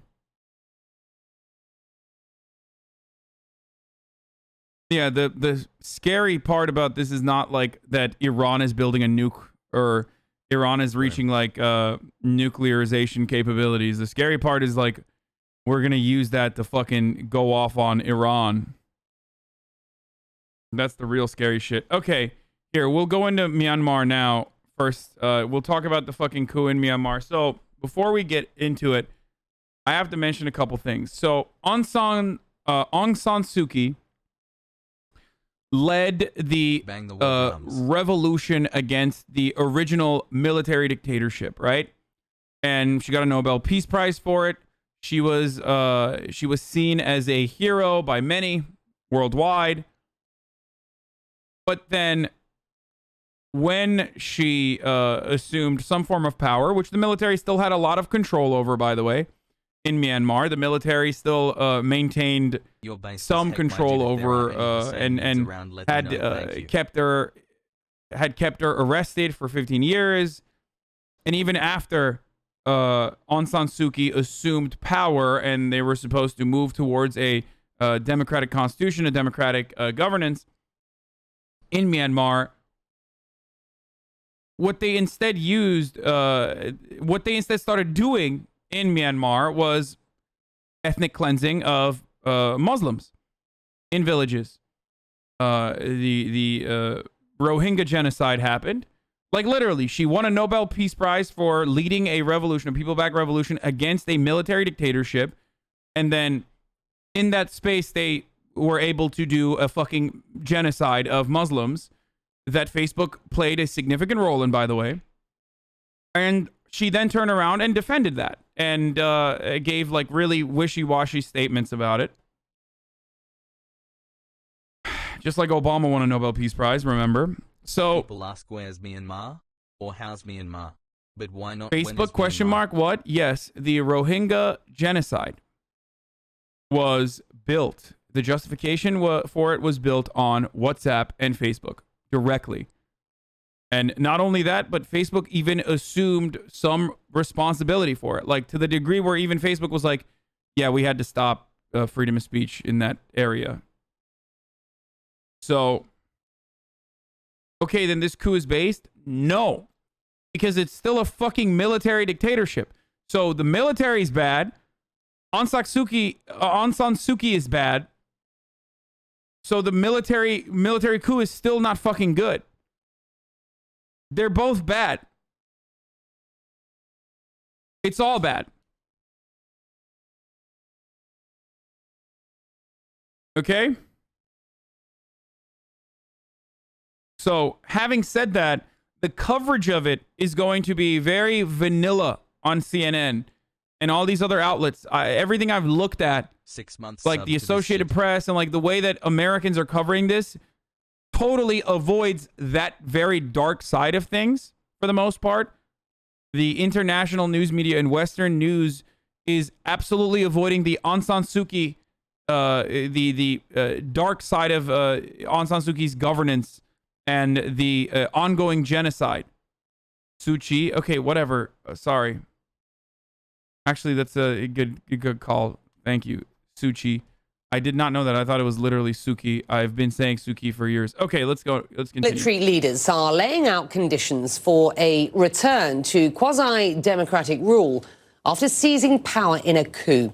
This is what it looks like in the capital today. So, in 2008, Facebook admitted it was too slow to respond to the roles they played in justifying genocide. Just blocking roads, banks closed, widespread internet outages reported. Military leaders seen here meeting in the presidential palace, citing unproven claims of election fraud in a vote. Oh, the irony is, so an election took place, they lost, and yesterday was the day that Congress is forming. It was the first day that Congress was forming, and they were like, no. We were even less popular than we thought we were going to be, so it must be fucking fake. Does that sound familiar? I mean, they actually did the stop the steal shit and followed through on it, but they did do that. Their party lost as the reason for the coup. The military now says it will return power to whichever party wins a free and fair election, though it does not say when that election will take. Also, from what I understand, no, they did give a timeline. They want to do another election, but a year from now, if I'm not mistaken. Which is still bullshit. They don't want to do another fucking election. Half a year of you, Dad. But I believe that they said that they would do another election a year from now. I think that's what they stated. Place. All detained, democratically elected officials, including the de facto civilian leader, Aung San Suu Kyi. Her party says she and her cabinet members They instituted 1 year of martial law for the state of the for the emergency that's ongoing. The constitutional crisis is going on. Are at their official residences. Well, Ivan Watson connecting the developments for us from Hong Kong. And Ivan, good to have you. The U.S. Special Rapporteur on Human Rights for Myanmar calls this coup a, quote, real mystery. And Aren't the military leaders the ones directly responsible for and that started the Rohingya genocide? Yes. Aung San Suu Kyi was simply a, I wouldn't even say cheerleader. I mean, I guess to some degree, but the problem there is she's supposed to be the Nobel Peace Prize winner, fucking peaceful person who is supposed to put a stop to it. And Suu Kyi, sorry, not Suki. Suu Kyi was an enabler and was not against it and literally on the record tried to justify it.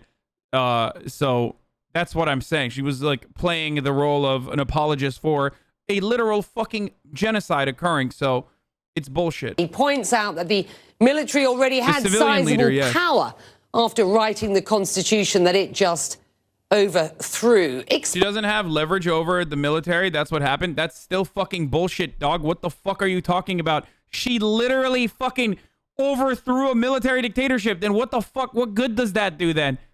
She should have just shut the fuck up then back then too. Oh, well, I have no leverage over the, we have no leverage over the fucking military. Like, that's so stupid. What a stupid fucking take to Apologize for fucking genocide. Come on, dude. Do better, chat. Literally, Jesus Christ. Explain what's going on here. Also, they just overthrew her. Yeah, I mean, there was this slightly awkward power sharing agreement where you had a ruling party, the National League for Democracy, led by Aung San Suu Kyi, who was kind of a prime ministerial kind of position, sharing power with the military, which had written its own constitution, signing it, control of 25 seats, 25% of the seats in parliament, and control over the security portfolios, for example. But evidently... Yes, sorry, that's an important part to mention as well. The junta regime still control 25% of the parliament by law and the military. Yes. Let's keep the going. military did not like the results of national elections last November, and after complaining about them, decided to overthrow this government and the Constitution. And for the record, the point I'm trying to make is that the same international pressure applied to the military junta that allowed them to even put a puppet civilian leader, functionally a puppet civilian leader, in charge, is that exact same fucking pressure you could have applied to stop them from doing genocide, or at least try to stop them from doing genocide. And then, you know, if you say, I'm not going to say junta, I don't care, dude. No. Suu Kyi is one thing. It doesn't fucking matter. Stop. It is a textbook example of a military coup. Troops showing up before dawn at the homes of elected lawmakers in Myanmar, arresting them in the dark. No. An announcement read out on the military-owned TV channel declaring that this man, Military Chief Min Aung Hlaing, is assuming control of the government. The state of emergency is in effect nationwide, and the duration of the state of emergency is set to 1 year. Now detained and held incommunicado, the country's de facto leader, Aung San Suu Kyi, along with the president and a growing number of other top government officials from her National League. They got hella drip, though. I will give him that. They got great drip. Very drippy. For both the military and Congress, or whatever the party. We've also heard that, activists, some student leaders, politicians from around the country, not just in Naypyidaw and Yangon, they've been taken. And, there's just no way to verify where they are or what they're doing. For many in Myanmar, the military's shocking power play is a traumatic reminder of what, up until 2015, had been more than a half-century of military dictatorship where any public dissent was brutally crushed. It's devastating because now people are wondering, are we going to live under another 5 to 7 decades of this shadow over us? During military rule, Suu Kyi became an international symbol of Myanmar's pro-democracy movement, winning a Nobel Peace Prize while under house arrest in Yangon for some 15 years. That changed in 2015 when the military finally allowed the country's first modern democratic elections. The people who had decided that they must be involved in the political process of this country. People celebrated in the streets after Suu Kyi and her party won by a landslide. She entered an uneasy power-sharing agreement with the military. But excitement over Myanmar's transition to civilian rule faded in 2017 amid disturbing scenes of hundreds of thousands of members of the Rohingya Muslim ethnic minority fleeing across the border to Bangladesh to escape a brutal military crackdown. It was genocide. It wasn't a brutal military crackdown. They were literally lighting the entire villages on fucking fire. Aung San Suu Kyi was... And also Trail of Tears style forced migration. Their ethnic cleansing in Rakhine State. Yeah. The Nobel Peace Prize winner defended the military, rejecting accusations of genocide. Pretty good. Like, the coverage is pretty On November decent. 8, 2020, the people of Myanmar went back to the ballot box in another national election. Despite the threat of COVID-19, they voted in huge numbers, expanding Suu Kyi's mandate and all but crushing military-backed candidates at the polls. Without providing evidence, the military claimed electoral fraud and has now used these claims to justify its overthrow of the government. The Burmese military has proven themselves very capable of slaughtering its own people. So we have a extremely troubling situation from here on because the pretense of civility in politics, pretense of democratization is finished. A country with a long, violent history now headed into a new period of deep uncertainty. Now, Becky, there have been a growing chorus of international voices, heads of state from Europe, the U.S., the UN, Australia, New Zealand, calling for the military to immediately release the detained government officials. Meanwhile, one of the only functioning TV stations in Myanmar, the military-owned channel, has been running some really classic military coup programming. We may be able to show it to you now. It's just basically an endless loop of images like this showing and celebrating the military that have now seized power again and disenfranchised millions of voters months after the November 8th election. Becky. I got homies who DM me that are literally there right now. Like, there's people, not homies, like some of you guys are fucking literally tuning in from Myanmar. I know because some of you sent me DMs.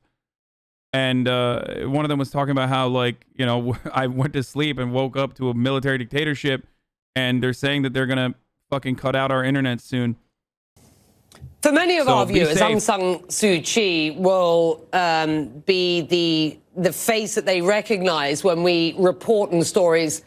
By the way, that's what it looks like when the QAnon conspiracies, or I guess like the forced military takeover, whatever, that QAnon conspiracists are like fucking freaking out about or wanted. That's what it actually looks like. So that's, not to bring this always back to like American, not to always bring this back to American politics, but like, that's what it looks like when you actually do follow through on the QAnon conspiracies. It wouldn't be like lovely, rose-filled experiences that are peachy. Out of Myanmar, of course, she is popular at home, as you pointed out in... Also, here's another fucking warning, which time and time again has happened, but if you let the military fucking run wild and genocide Muslims and you turn the other cheek, eventually the military is going to turn their guns on you as well, as they originally did and had done so for a very long time. So, when you had a semblance, a crumble of international power and also recognition, you could have used that as an opportunity to literally fucking eviscerate the remaining 25% of military power, and it didn't happen. Why do you have two emotes named Hasino on BTTV? Wasting slots?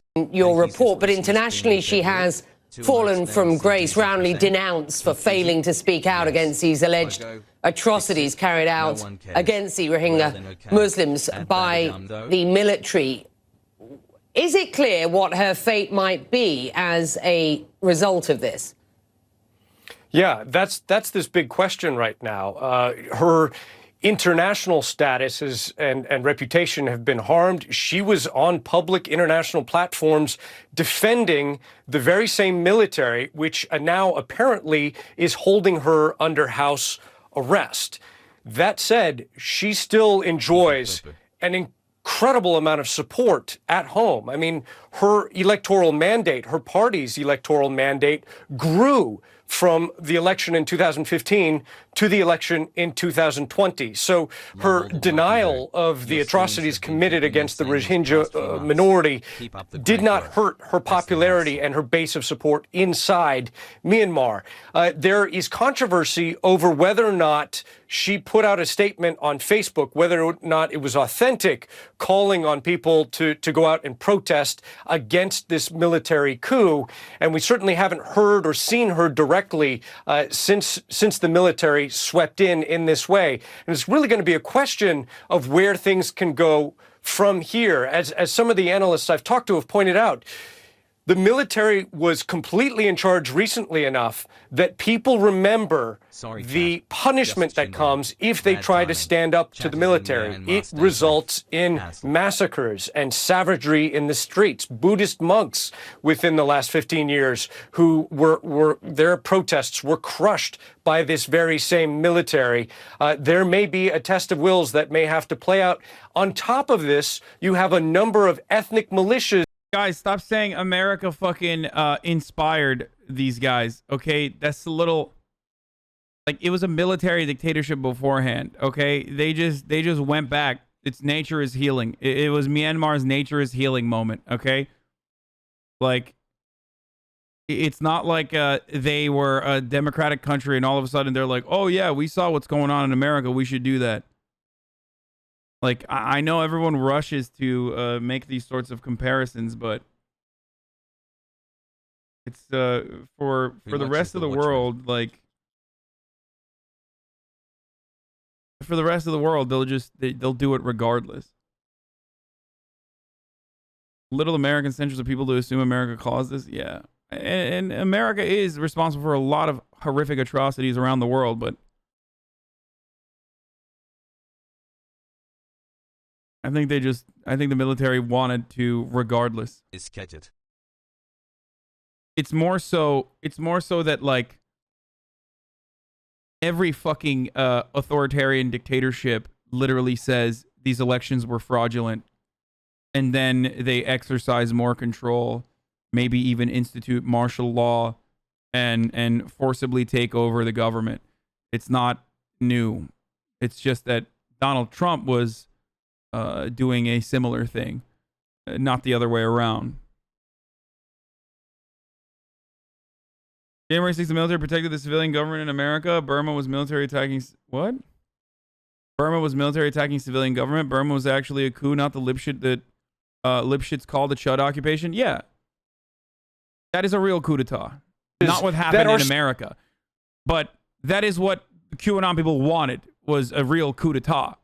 That's what it looks like when you do a real coup d'etat. Still at war with the state, who have been warring against the Myanmar military for generations. All of these factors will contribute to real instability and uncertainty moving forward in this Southeast Asian country.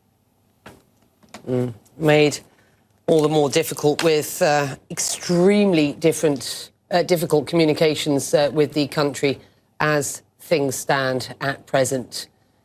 Here's one incredible moment captured on video. A woman was doing her regular aerobics exercises.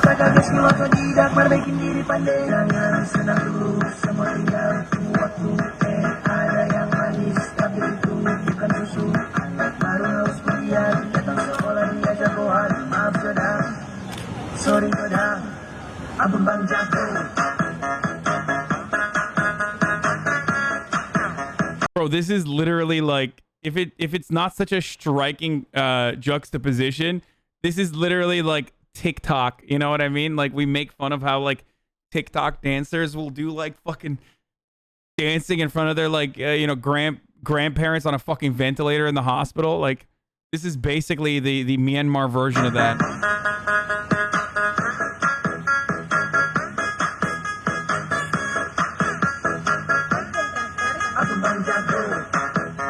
How does this happen, dude? I'm sorry.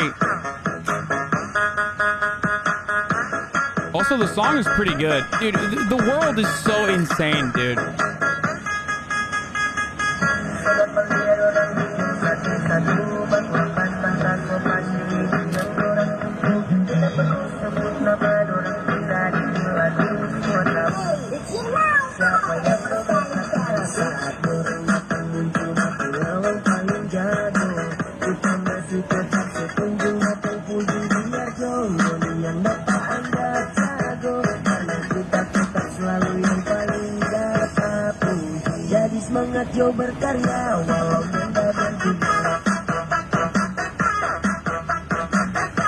Those are some good moves, though. Watch this fucking turn into like the TikTok dance. that like this becomes like a TikTok dance. She becomes famous, and everyone's doing the coup dance. You know what I mean?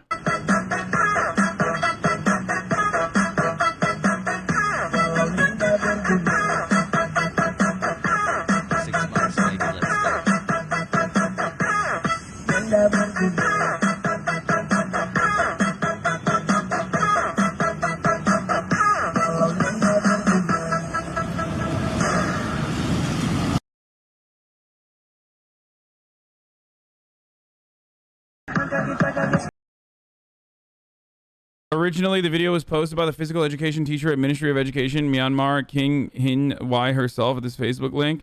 Not sure about the authenticity of the video. Some claiming it was shot with a chroma background. Hence, I have posted the original link of the video, which is on Facebook. I wonder if it's fake. Some people are saying it's deep fake, but a version of it in Spain.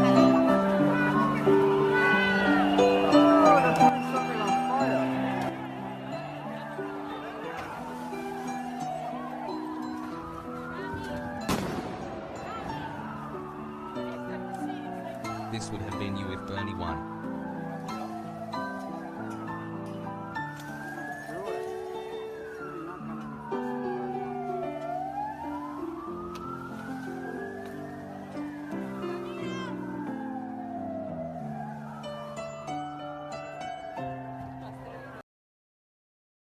Okay. Anyway, she has done dances there before, from my understanding, so possibly. Bogazici direniş haberlerini takip ediyor musun? I will talk about Bogazici in a second. God damn, chat. We're going through it. Thanks, Hasan. Piece by piece. Please. Okay, we're going to get there as well. But before we do anything else, it's top of the hour, every hour, where we do a 60-second ad break, folks. As always, it's time. If you no longer want to see the ads, all you need to do is subscribe. You can do it for $5 or for free with the Twitch Prime by connecting your Amazon Prime account to your Twitch account. AOC will be sharing what happened to her on IG Live tonight. What the fuck? What happened to her in what respect? Anyway, here's the 60-second ad.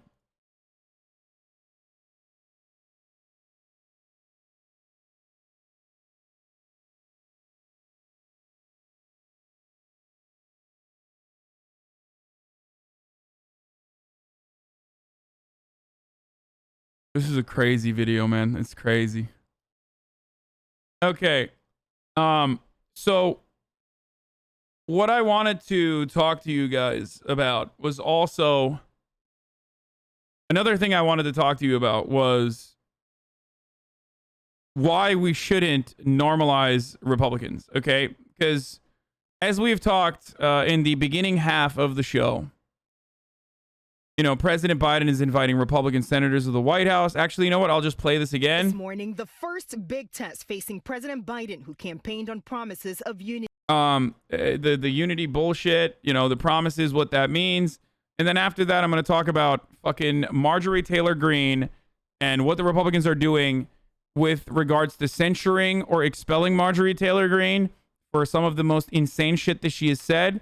And how these pussy-ass Republicans, who are supposed to be like the normal adults in the room, are refusing to take action against her. And the top Republican. And actually, you know what? We'll just go right into it.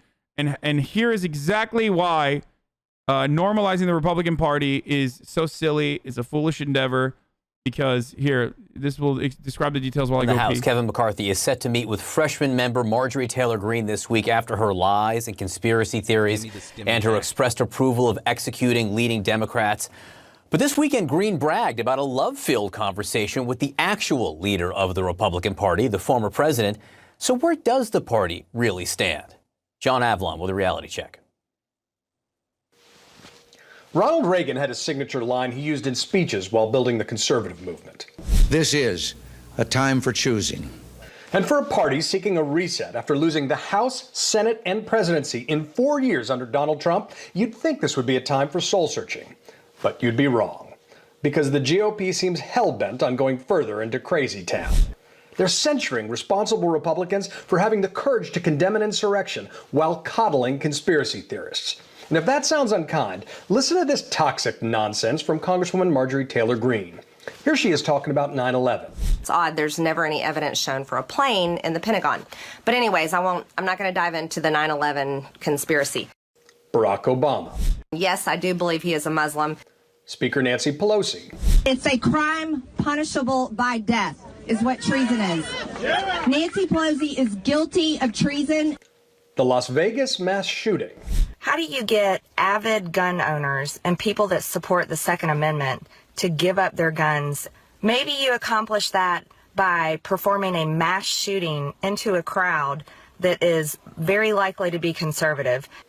And that's not including Facebook statements she agreed with, saying that the Parkland High School massacre was a planned false flag event, or embracing QAnon, or reportedly saying the California wildfires were sparked by space lasers controlled by liberals. And did I mention indicating support for the execution of prominent... Controlled by liberals? Huh. I think there's a part of those space lasers that wasn't just liberals. But hey.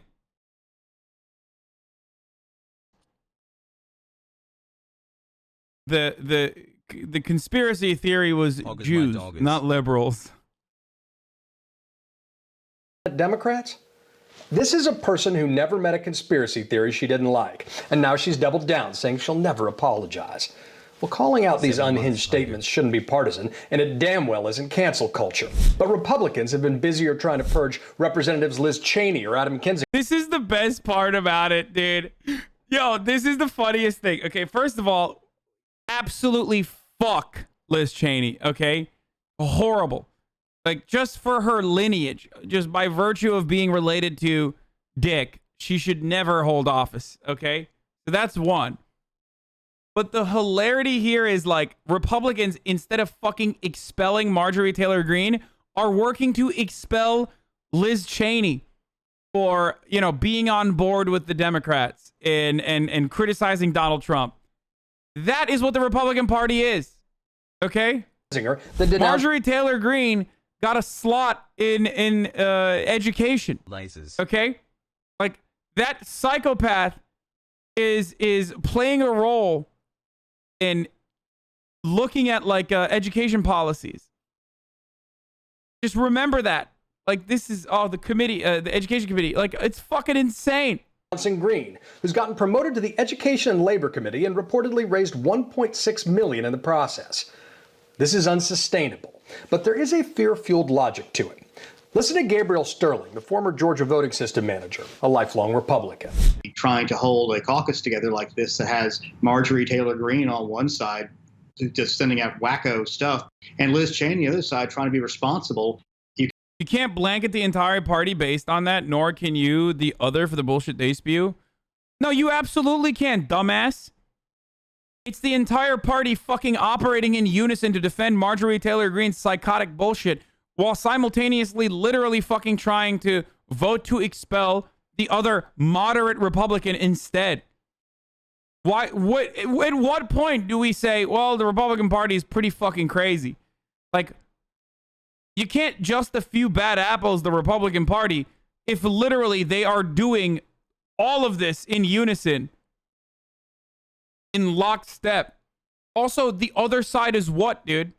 The few bad apples on the Democratic side are what? Like, those who say, hey, maybe you shouldn't post fucking photos of me at your rallies to try to get me assassinated, i.e. what Ilhan Omar was saying. Like, what's the other side? What are the Democrats doing that's batshit crazy? Can you explain that to me? Pork spending? Is that what your deficit spending? Is that the madness? Folks, we really got to talk about both sides of this equation. I mean, on the one hand, you have someone who's saying we need to execute Nancy Pelosi. And on the other hand, you have someone saying we need $1.9 trillion in COVID relief.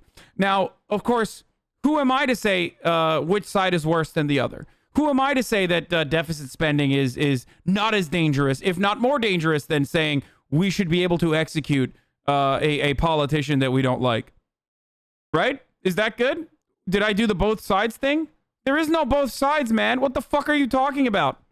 There is no both sides. I mean, fuck the Democratic Party, too, for being super conservative on a lot of issues. But you can't literally say there's both sides in this argument. Like, there is no both sides, motherfucker. One believes in QAnon conspiracies, and the Republican Party is like hugging and defending her rather than outing her and being like, this is one person that is, crazy. Instead of saying like, this is a crazy person, fuck her, we should move on.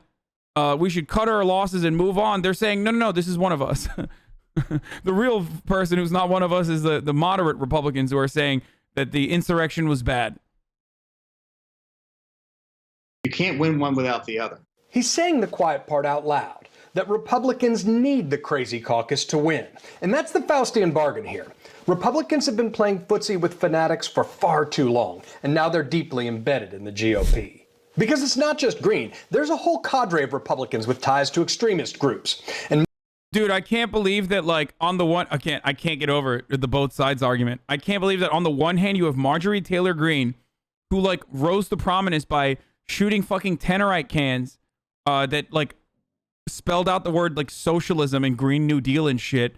And then on the other hand, you have what? Like, the most psychotic fucking take from a Democrat, like a young progressive Democrat, is like, we need to do something about this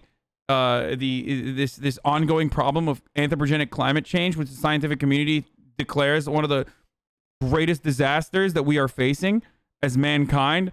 And the only way to deal with it is by, building a fucking government's jobs program that's going to give millions of people jobs.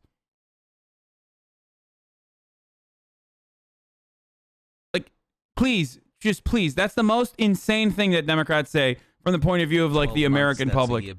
And you're over here like, oh, both sides. Like, there's no fucking both sides here, dude. Even defund the police. Okay, defund the police. Democrats don't say defund the police. It's an activist-backed movement. But let's say Democrats were advocating for defund the police. Defunding the police doesn't mean, like, fucking literally kill cops and jail them or some shit. Okay? It means take funds away from police departments and reinvest them into social workers so that cops are not overwhelmed and literally dealing with, like, mental health and wellness checks. Wow, dude.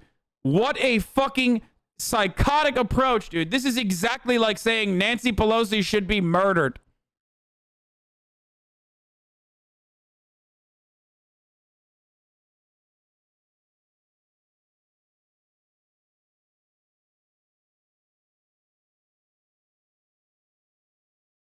much of the GOP still seems afraid to call out Trump's big lie.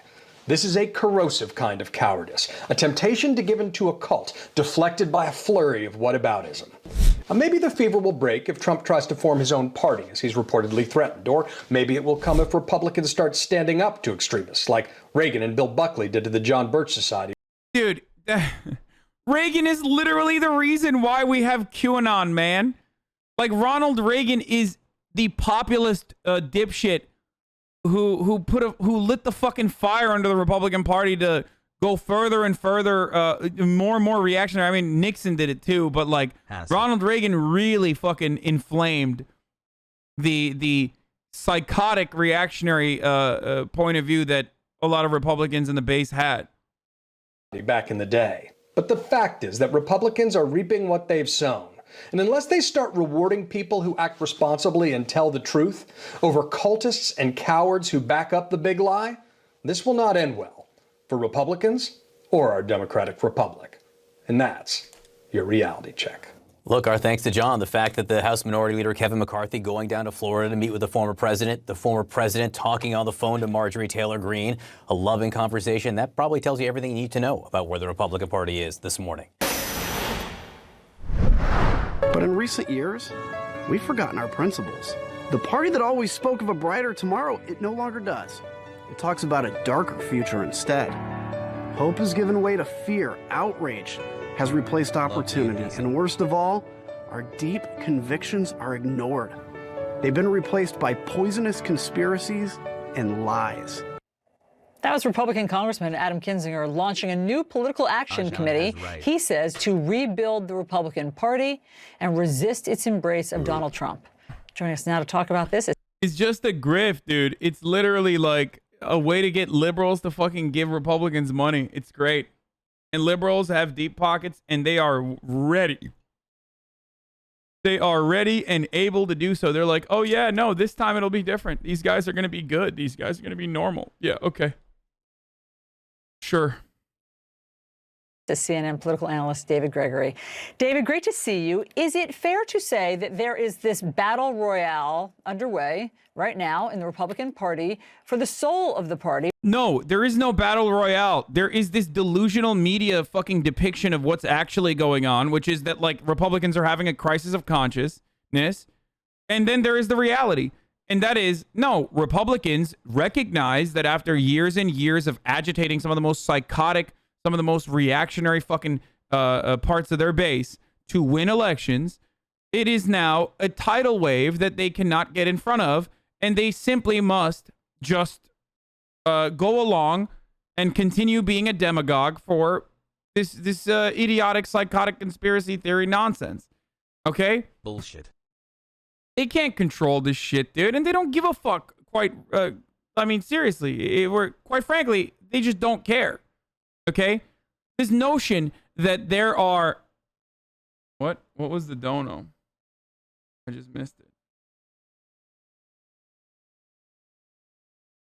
This notion that there are these adults in the room that want to reform the Republican Party is a silly one, and it's a silly one propped up by liberals and in liberal media to make other liberals feel better and to essentially normalize the Republican Party when it's not happening. Just like it only took a couple weeks for Republicans to be like, oh, we should definitely do something about Donald Trump, to like, yeah, we're not going to fucking impeach Donald Trump. Shut the fuck up. It's fantastical nonsense. There is no rift within the party. There's like careerists who believe that, you know, you can be a moderate Republican and gain favor from liberals, who then will still turn around when push comes to shove and absolutely vote along the Republican Party line. Mitt Romney is a great example of this. Mitt Romney, who said, no, sir, no, Mr. Donald Trump, please stop, time and time again, or even went as far as to say Black Lives Matter is good, okay, and everyone applauded them for this, turned around and was celebrating Amy Covid Barrett's appointment, okay? He said that she was good. So what's up? These are the very same people that are first in line to vote for tax cuts. Doesn't matter what the procedure is. Doesn't matter how it gets passed. All they care about is the long-standing ideological agenda of the Republican Party, which revolves around starving the beast and revolves around eliminating congressional power and beefing up the courts and adding as many Republican Ghostbuster judges to court appointees, court seats as possible through the Federalist Society. And also expanding the executive power that the office holds, and also eradicate the democratic process as best as they can by voter suppression measures that they implement by lying about the outcome of elections. Stop saying it's Marjorie Taylor Greene. It's not actually Marjorie Taylor Greene. Why the fuck are you guys like acting like this is really her? You dumb fucks. Hi, Hasan Pogo. Like, what are you, fucking new here? Are you new? You think it's actually her? It was stupid. Anyway. Between the Adam Kinzinger side group and the Marjorie Taylor Greene. Yes, somewhere in the middle. I mean, I think Marjorie Taylor Greene represents a fringe, dangerous element that exceeds anything that we've seen. And the fact that she's being tolerated, that she's got a place on a committee, on the education committee, is frankly disgusting. And Kevin McCarthy's got a job in the House this week when he meets with her to figure out what he's going to do if he wants to be taking it all seriously. But I do think those are the polls. I mean, I think there's a traditional Republican Party, conservative, strong on defense, fiscal restraint, limiting scope and size of government, and this more populist wing that is represented by Trump, populist, conspiratorial, and then more consequential areas. There's no fucking fiscal restraint within the Democratic Party. I mean, within the Republican Party. Oh my God. They do not care. They do not care about like deficit spending or increasing the deficit when it comes to tax cuts. Okay. too, around trade, protecting American jobs, America's place in the world, all of those things that he stood for that were obscured by corruption, incompetence, and other parts of him.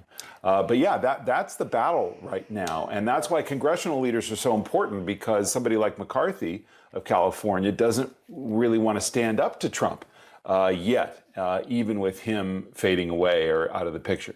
And I think the real question is, how fringe is Marjorie Taylor Greene? Because this weekend, she's bragging about conversations that she's having with the person who really is still the leader of the Republican Party, and that's the former president of the United States. These guys want to believe so desperately, like so many people want to believe so desperately, that there are sane Republicans out there. And that's at the heart of the theory that, like, you know, the Republican Party is just different. It's not actually Trump's party. There is a good Republican Party out there. We will find it. All it takes is for us to find that good, sane Republican Party. Like, no, it is Trump's party, okay? It is Trump's party. It's always been Trump's party. Trump is just a symptom, okay? He didn't change the Republican Party. He merely adopted the principles of those on the fucking ground. That's it. And that's why he's so fucking popular. United States. This is what Marjorie Taylor Greene wrote. She goes, "You mistake the party stands for individuals' opinions." That's bullshit, dude. It's bullshit. And that's precisely why you can't point to a single fucking Republican in contemporary American politics and say, well, look, like, this person in a leadership role within the Republican Party was very different. Like, you think Mitch McConnell is a sane Republican? Is that what you're saying? No, the sane Republican Party is the Democratic Party. I know I've said this before, but it bears repeating. You want to know what reasonable Republicans look like? Look to the Democratic Party, okay? That's what you would look like. You would be like, okay, I'm not a fucking homophobe. I'm not against, like, LGBT, but I want to implement free market solutions. Like, that is what the actual fucking sane Republican Party is, the fiscal conservatism and all that. That's literally what they're talking about. They are talking about modern day Democrats, okay? When they say sane Republicans. That's it. Joe Biden is a sane Republican. Here is a sane Republican responding to, oh, this is what I wanted to show you. This clip is fucking insane. Here is a sane Republican responding, or rather not responding to the question, is Marjorie Taylor Greene fit to serve? About a member of Congress, a new Republican member of Congress, Trump loyalist Marjorie Taylor Greene. She's long embraced conspiracy theories like QAnon, voiced support for executing Nancy. Air feels a bit like echo chamber in here. I don't give a fuck, you stupid motherfucker. Yeah, it's an echo chamber. Suck my fucking cock, dumbass. Echo, it feels a bit like an echo chamber in here. Yeah, fuck you, bitch. Go back to your own fucking echo chamber. Dumb fuck. Stupid motherfucker, dude. The only echo you hear is your mother's back walls being blown out every night as I fuck her. You dumb bitch. Pelosi, is she fit to serve, and should she be on the Education Committee? Well, that's, first of all, the people of her district elected her, and that should mean a lot. They elected her, and she's going to run for re-election, and she'll be accountable for what she said and her actions. And then, yeah, we need to wait for the re-election for accountability. Well, fuck off, man. This is a question that's literally outside of the electoral process. Like, the question is not, do you think the people of Georgia are going to punish Marjorie Taylor Greene for her psychotic ramblings, even though that those psychotic ramblings is why she fucking got elected in the first place? No, the question is, what do you think personally about her fucking saying insane shit? Given her history, is she fit to serve? I'm not going to answer that question as to whether she's fit to serve because she believes in something that everybody else does not accept. I reject that, but she's going to stand for re-election. I don't think we ought to punish people from a disciplinary standpoint, a party standpoint. Because most of the comments she's being criticized for are 2-3 years old or more. Oh shit, dude. I totally forgot that when you are literally a fucking QAnon supporter for 2 and 3 years and you actually don't change your mind at all and you continue being a QAnon supporter and you win an election on being a QAnon supporter, then all of a sudden you can turn around and be like, well, this is cancel culture. It was 2-3 years ago. Hey guys, what have I always said? There is a dumb fuck part of the liberal brain disease that actually immediately fucking keyword searches when you see someone blowing up or going viral or something to find out like whether or not this person was a piece of shit at any given point so you can weaponize it against them. Okay? There are plenty of people who have literally changed their minds. There are people who are pieces of shit otherwise, but have changed their minds on a particular issue, experienced growth. I love that. Okay? I hate when people do that. I hate when people use what you've said against you in the past, especially if you've changed your mind. Marjorie Taylor Greene never fucking changed her mind. This is her through and through, you dumb fuck. This is it. This is her. This has always been her. This is still her. So why are you rushing to make it seem like she's had a redemption arc when she clearly has not?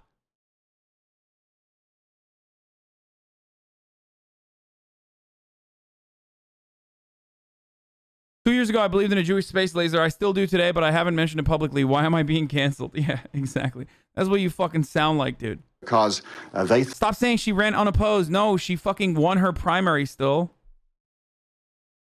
think something a little bit different. We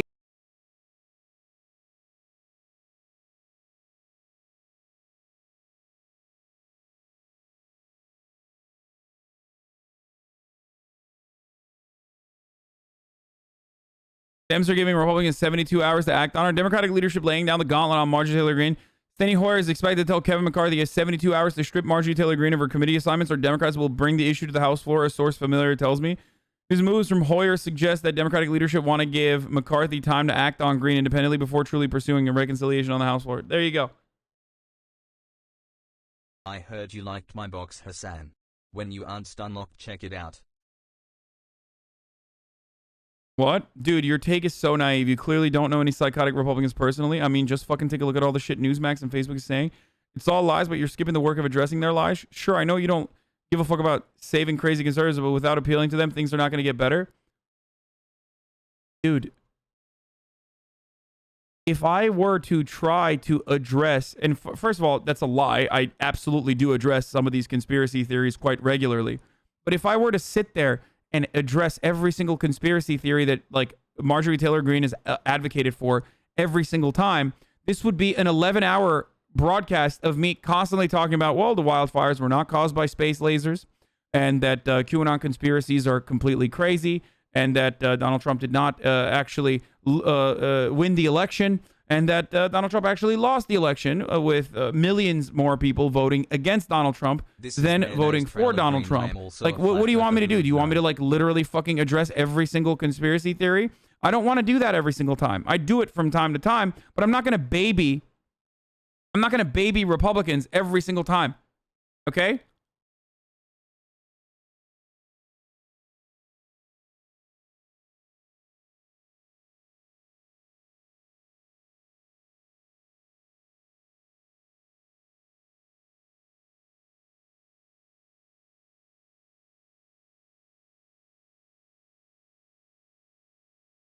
Like, you yourself have said some of them are beyond redemption and crazy. You use the word crazy, and then you literally want me to fucking what? Uncrazy the crazy?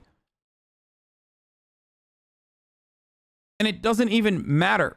And the reason why it doesn't matter is because when you unwind one of the more psychotic elements of a conspiracy theory, a new one will prop up to justify the previous one, as they always do.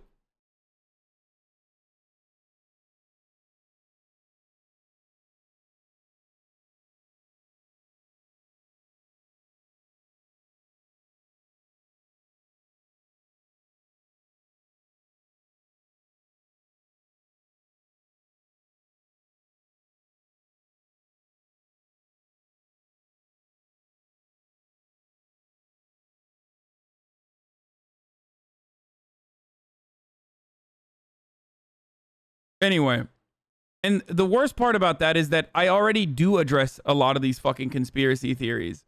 But right now, I'm more so focused on this notion that the Republican Party is sane and normal when they are literally the fucking demons that created the underlying hotbed of conspiracy theories that is a Republican constituency. And the reason why they believe in all this nonsense is because of all of the efforts that these reasonable fucking Republicans have engaged in for a very long time. One of the greatest examples of this is voter fraud, okay? Voter fraud is insignificant. Does it happen? Of course, but it's so fucking marginal that it does not move the outcome of any sort of election. The real problem is election fraud.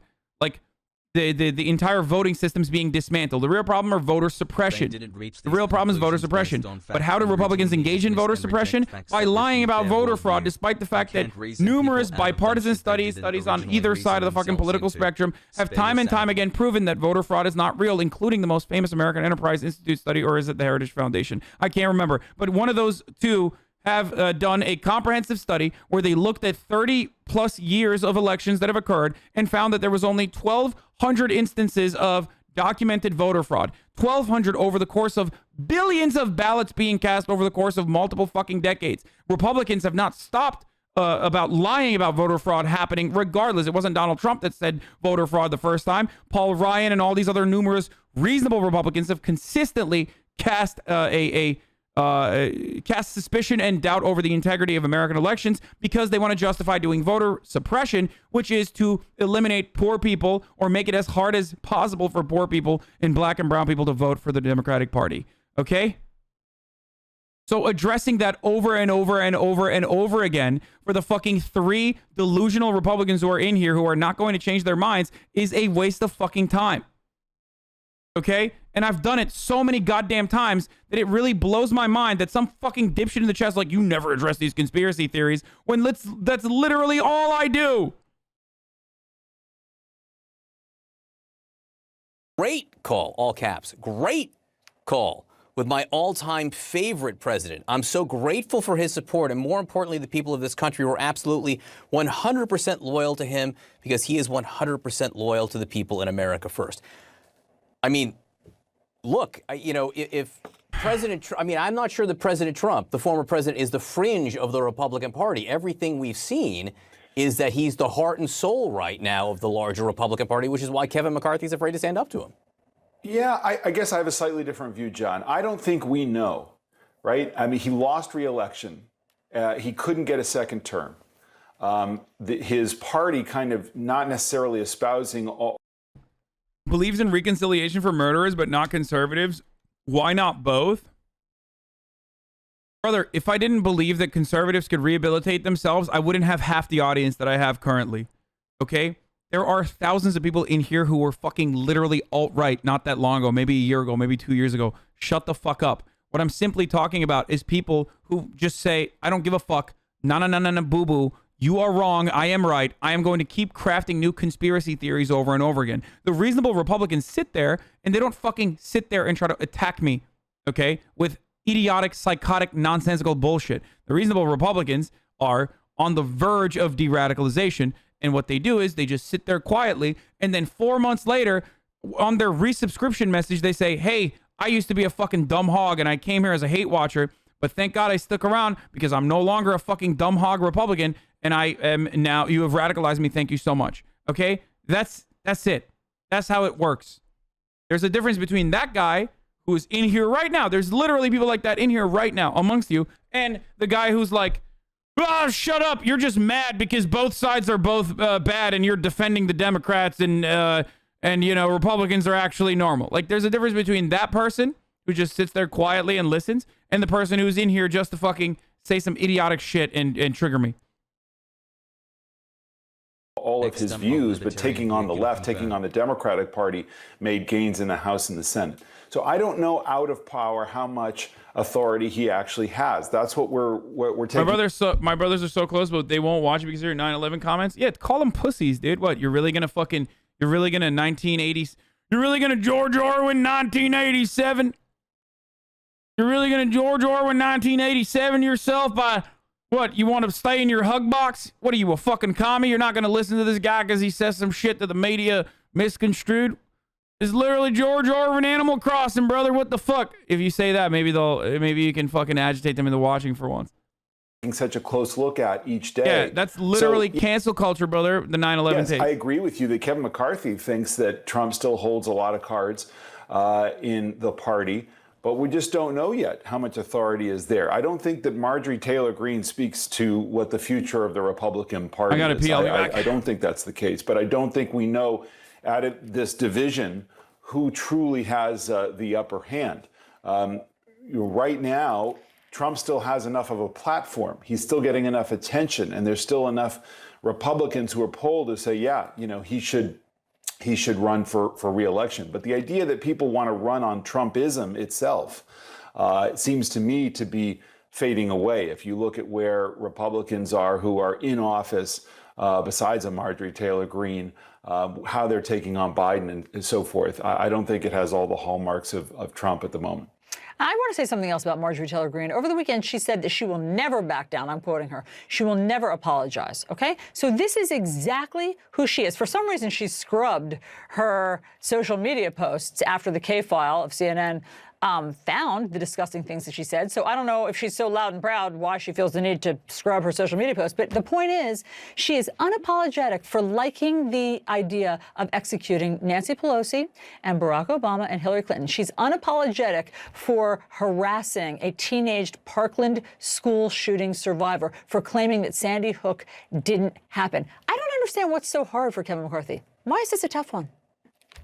Yeah. I'm with you. I don't have any more insight than you just provided. There is no excuse for not seeking to limit her role, if not removing her. I don't see how this is someone who is an elected representative of the people in an institution like the House of Representatives if it wants to be taken seriously. So we're going to have to watch and see what happens over the next few days. I think her actions, her words speak. What is it the drink one again? Is it the drink one? What was it? Let's see. What is it? Come back with drink? Sorry. I did come back with a fucking I was a drink. dumb hog before I came into this stream, and after that I was instantly changed into a leftist Timbo. Thank you so much. #ad. I did. I just George Orwin you, dude. This is George Orwin, 1980. 1989. I just love saying that. It's so stupid. Speak for themselves and do real damage to the party because it does raise the question of how. It is so psychotic that 18 million points changed hands total today for just it's so lit. Whether or not I would fucking bring back a soda pop. Okay? A little drinky. The drinky. I know you are there. You people Why have a are problem, there two is what I'm Husino trying to notes on say. BTTV? And a Christmas hankies? And 2 CDs? Come on. Wasting how slots. That could be bad. how much sway This is a shame and a these kinds of travesty. views have in the Stop party, wasting slots. and whether they have an ability, if there's anyone who is a true leader of the party who has an ability to stand up to them. And perhaps we'll find out over the course of this week. So, yeah, psychos, sick freaks. Speaking of psychos, let's see. I do think the more that the mainstream media continues to come out and say that all Republicans are birthers and crazy people and we believe in space lasers, then the more it makes traditional Republicans, and there's still a lot of them in the country, go back into their corners. And this is becoming very tribal. And I would argue that this is how we got Trump in the first place, is that there's just no nuance in it. I know. Oh, shut the fuck up, dude. Shut the fuck up, Meghan McCain. You probably radicalize people into fucking becoming more psychotic just by being you, dude. I swear to God. I know I haven't talked about GameStonks a lot. We will do one little minor baby GameStop allotted portion here. Okay, of the broadcast. Let's You're see. learning here. Maybe it's fun, fine. Maybe it's a movement. But be prepared to lose 80 to 90% of it. And if it's still worth it, then have at it.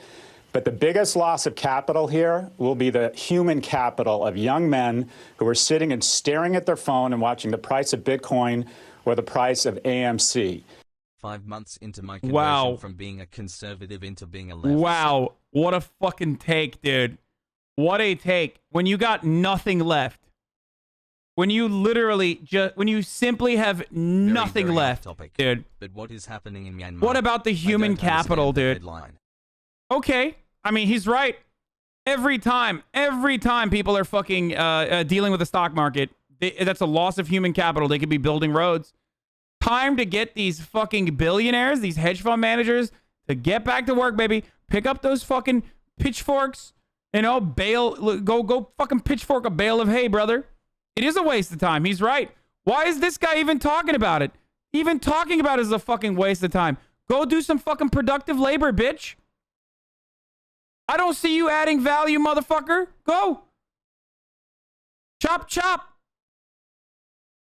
And ask yourself, would you be better off taking that 1, 2, or 3 hours a day and working out, trying to form relationships with mentors, with romantic relationships, with people at work, getting great at something so you can be the person on the other side of the trade.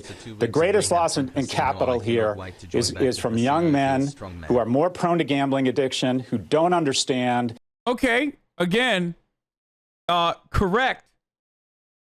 Except, you know, so is the rest of the stock market. What are you going to do about it, bitch? It's literally, they just got nothing left, okay? The only reasonable argument here is, like, people that are buying in at, like, 300 could lose. If they're putting a lot of money down, like, they might lose a lot of money, okay? Like, people that have bought in when it was, like, at its max. And there are people like that, okay? And there's going to be people who are... either A, still trying to buy, or B, need a lot of life if you want to get the hold for too sword of long. the lost woods. Okay? Like, those people are going to lose some money. Hopefully, it's just a little bit of money and not a lot of money. Okay? But, having said that, anything beyond that is unreasonable to fucking criticize and cry about. And also, even then, it's like, if you're talking about gambling, you're talking about the entirety of the stock market. Sorry, that's just the truth. The markets, I think we are setting ourselves up similar to how there's a ton of young women out there who became very depressed by sitting in their rooms looking at Instagram, self-cutting and self-harm skyrocket. I think you are going to see an explosion in young male depression, and I think a lot of it is going to be reverse engineered to apps that convince you you're part of a movement or physically addict you to your phone. Ask yourself, would your time staring at Robinhood be better spent somewhere else? That is the real capital destruction that is taking place here. Maybe you're learning. Incredible take. Incredible take. Very cool. Love it. Okay, now, in the interest of my sanity, I am going to briefly talk about what the fuck is going on in Turkey. Okay? These fucking Turks have lost their goddamn minds. They're freaking out. There is a prestigious university called Bogazici University, the Bosphorus College. Okay? And apparently there was some artwork. There was some artwork that someone drew, and I'm going to show you what the fucking artwork is. It's this, I think. Which is Kabe, extremely lib and stuck on the one kid who killed himself. And this was like apparently extremely controversial by because Islamists thought,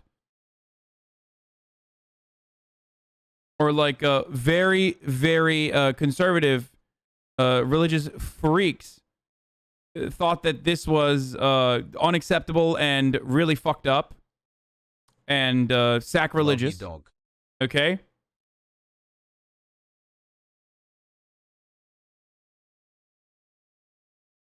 I guess because of like the trans pride, NB pride.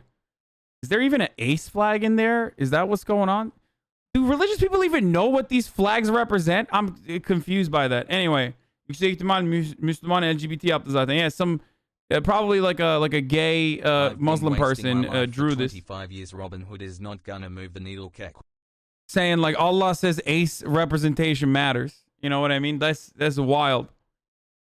Wild to me. That is something that took place. That like, you know, people would know and get upset about that is hilarious to me. I'm sorry. Like, I'm just picturing some fucking like psycho Turkish dude who like went through the process of trying to understand what these flags are is like, amına koyayım ne? Bir dakika ya, bu böyle renkli ne lan bu? Aseksüel mi? Ay ananı sikerim ha, ne aseksüeli? Like, just fucking learning about the flags and like whipping themselves up in anger, like just getting progressively angrier as he's like learning about the fucking different flags and what they mean. You know what I mean? Just to get mad at it. Because there's no fucking way you see this and you think, wow, this is so fucked up on its face. You know what I mean? Like, you had to literally go out and learn what it means so you could get mad at it, okay? And at that point, like, what the fuck are you doing, bro?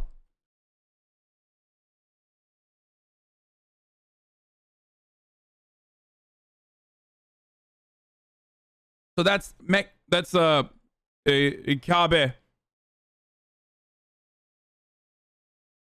And the prestigious Istanbul University is fighting Erdogan's reach. Students of the professors of Bogazici University, one of Turkey's most well-known institutions, are protesting Recep Tayyip Erdogan's appointment of a new rector. Joke's on him, I'm too stupid to know what's happening. So, by the way, I'm still holding and just ate a crayon. So you saying the Nazi flag is okay? What?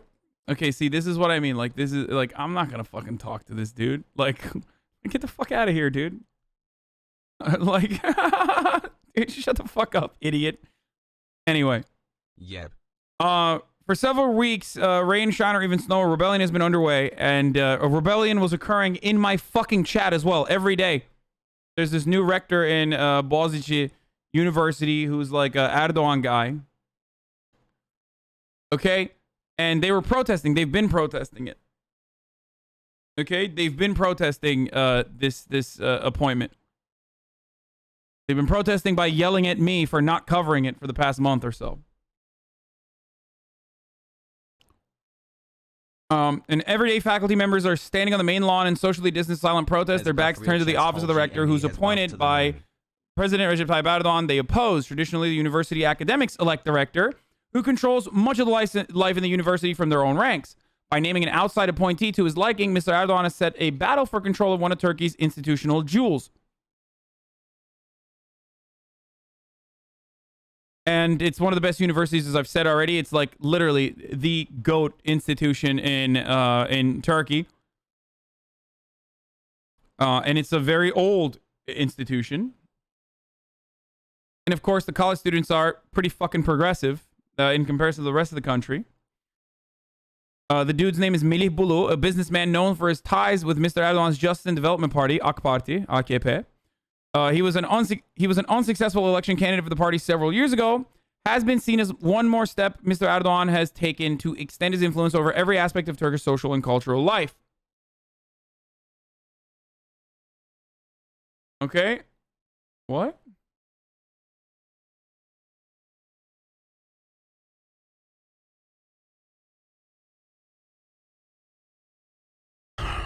Anyway, Erdogan amassed sweeping power since the failed coup in 2016. As you all know, some of you know that already, martial law, yada, yada, yada, changing the constitution with a referendum and turning it into a presidential system rather than a parliamentary one. All that. And this was seen as the final straw. And I guess in the protests that were being held... Inbuilt differently, inbuilt differently. In the protests being held, this is the only thing I could fucking find that's like recent. Turkey holds 4 over artwork depicting Islam holy site hung at Bogazici University. In the protest being held, they drew the thing I showed you. What the fuck is it? This. And that really pissed people off. And 4 people were detained for openly denigrating the religious values adopted by a section of the public. Bipartisan politics, let's pass And the police are on the hunt for 2 others, describing the artwork as an ugly attack on Islam. Turkish Interior Minister Süleyman Soylu said in a tweet Saturday that 4 LGBT deviants had been detained. Hassle.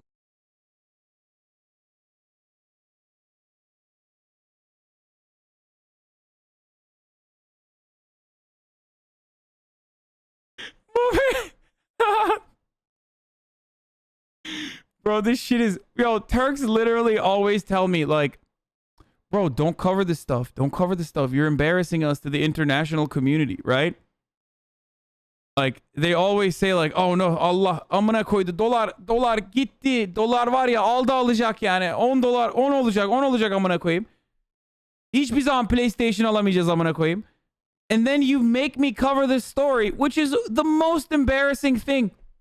It is so sad that like there is a fucking minister of the Turkish interior minister that is like literally saying LGBT deviants are doing this. You know what I mean? Like that's there's nothing more embarrassing or sad than this. The artwork, which according to the Istanbul governorate,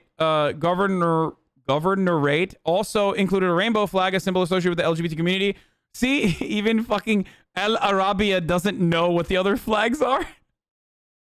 They don't know. They saw the LGBT flag and they were like, oh, what is this, some gay shit? Like, they don't even know that, like, it goes beyond that, my guy. It's not even just LGBT.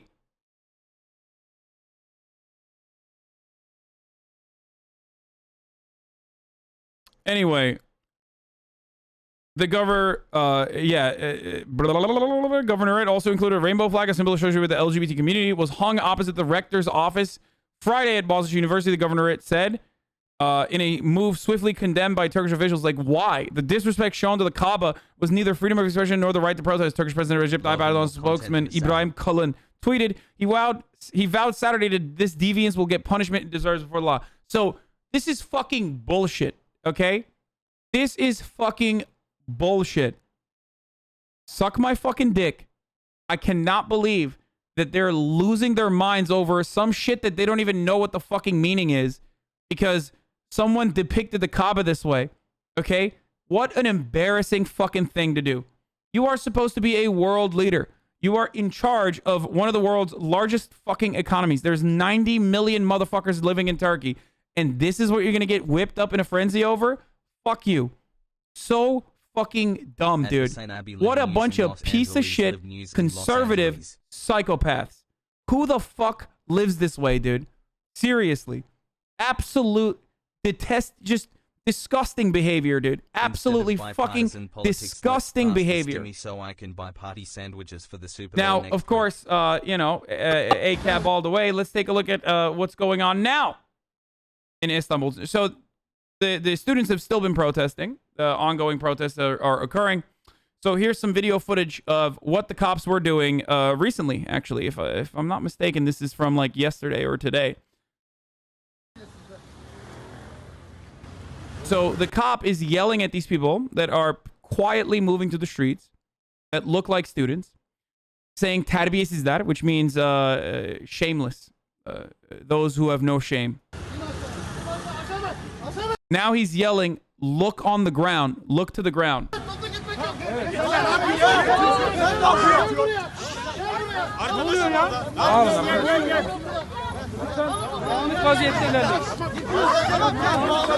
Hayvan oğlu hayvan, orospu çocukları, Allah belanızı versin, köpek oğlu köpekler. Tam ayı, Allah cezanı vermesin, hayvan. Ya hayvan, tam hayvan. Eşek oğlu eşek. Ya tamam bırak. Ne yapıyorsun? Anlık vaziyette ilerleyin. Bakın bir şey yapmıyorsun. So in order to like apprehend people, they're saying like you got to look on the ground, you got to look on the ground, and they're trying to clap people that way. It's just animals, okay? They are dogs. That's what they are. Tamam gel.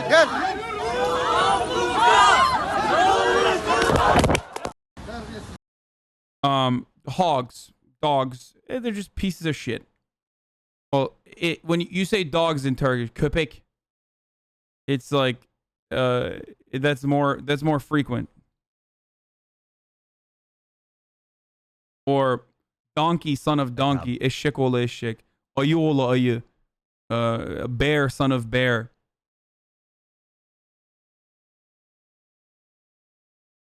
That so-called art was made just to provocate, nothing more. So what, motherfucker? It's not like they depicted fucking Muhammad, naked or some shit. You can't fucking draw the goddamn Kaaba too. There is no part of Islam that dictates that you can't fucking draw the Kaaba, okay? Suck my cock. That art is meant to provocate, nothing more. Fuck you. It's literally in line with Islamic teachings. Shut the fuck up, my ass. If the existence of gay people is like considered to be denigrating your religion, then you gotta fucking reevaluate your religion. I defend religious freedom every goddamn day. I defend Muslims specifically being attacked every goddamn fucking day. But when you have possibly another Muslim artist who is expressing their belief this way, you are doing nothing but showing the reality that, like, you know, your opinion over Islam is about hurting other people. Your only interest in Islam is as far as it hurts others. So fuck you. You're not a good Muslim. You're not a good person. And you will rot in Jahannam, okay? That's where you're going, motherfucker. If you think that, like, if you think that your version of Islam does not feature any sort of, like, anyone who you declare to be anyone you declare to be sinful, then you yourself are fucking sinful and gonna burn in Jahannam, okay? Fucking bullshit. Isn't Western Turkey super secular? Do they now have a lot of support among populace? No, Istanbul is super secular for the most part. No, Turkey is a secular nation. There are definitely some fucking ultra conservatives out there, but now 159 Bogazici University students have been detained for protesting Erdogan appointed rector in Turkey.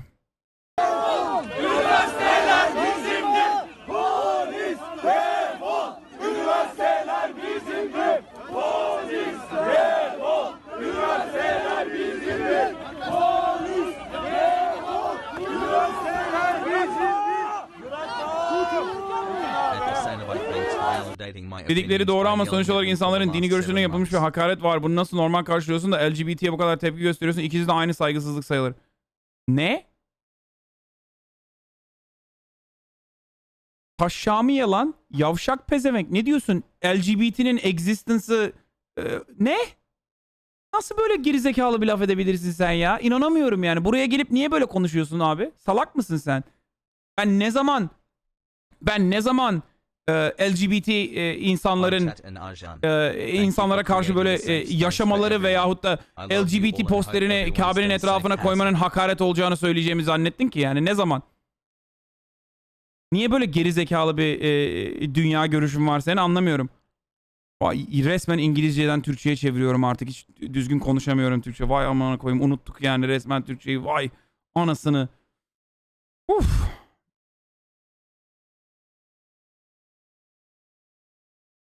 If it's disrespectful to have a fucking LGBT flag in a picture that depicts the Kaaba, then your worldview is just so distorted, dude.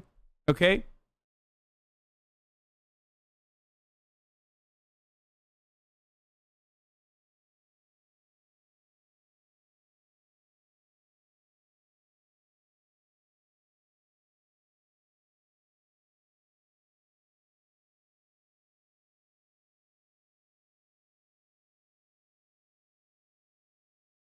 And once again, it's the fucking cultural, it's the conservatives, okay? That's what it is. It's the conservative Muslims that are the problem, not Islam itself specifically. But unfortunately in Turkey, Islam is seen as represented exclusively by very, very religious and very conservative zealots.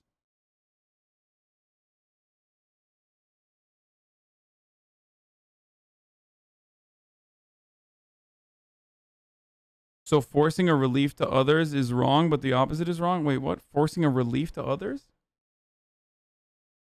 The central image is the Kaaba. Like, this is the Islamic holy site. Mecca. Right? Isn't that it? Thanks for the Isn't it supposed to be a depiction of Kaaba? Or, yeah. It's not even the LGBT flag. Yeah, there's like different variations, but like there's like trans pride flag and shit. How do we turn on subtitles for when you speak Turkish?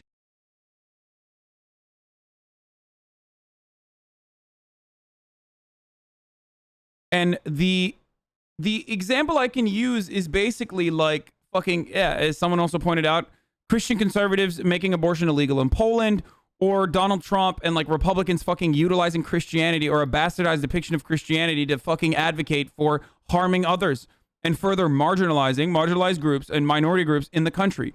That's all this is. Okay?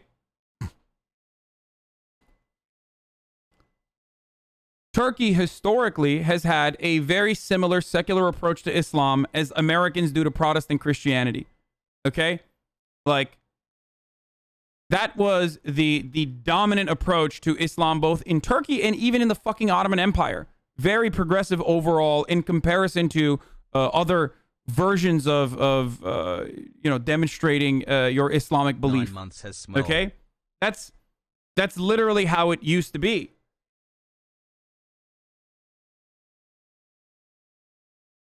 And in a populist fervor, Erdogan did a similar thing that Donald Trump did, but very successfully in Turkey, and assumed control of the Turkish government with AKP, and he did it side by side with Fethullah Gülen as well originally, and they're no longer fucking tight. They're no longer homies. Fethullah Gülen is a CIA asset, and has schools all around the world. And the CIA and the American State Department love Fethullah Gülen because they think that he promotes a more tolerant approach to Islam, even though he is a fucking zealot too. Okay?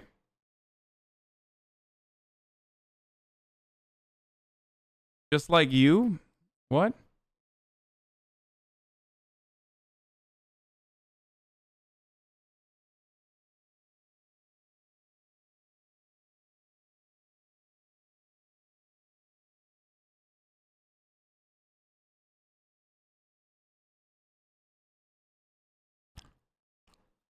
Of course, just because Turkey is secular doesn't mean that like contemporary secular Turks weren't like anti-LGBT. There was certainly anti-LGBT and like reactionary fucking takes in Turkey that predates even Erdogan. Like, don't get me wrong. But anyway, that's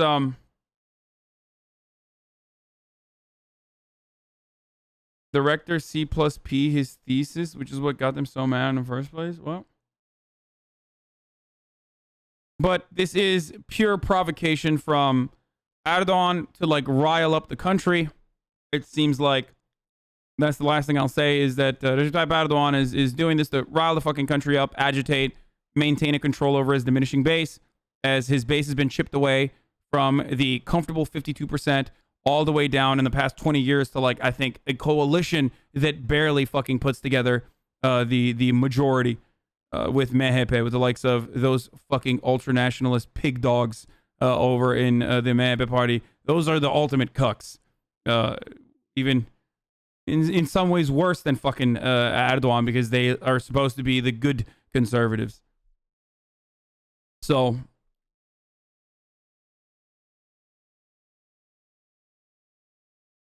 anyway, that's what's going on in Turkey. There you go. Hassle.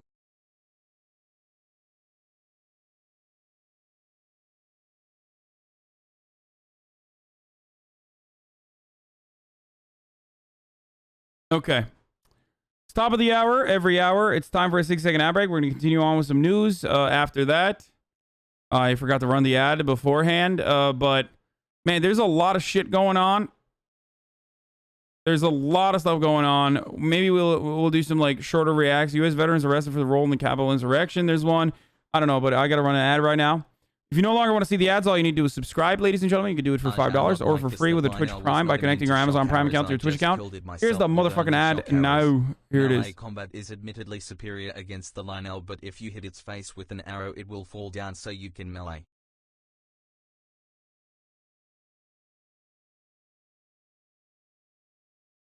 Slasher was on Fox Business talking about stocks. Let's take a look at what he had to say. Oh, shit.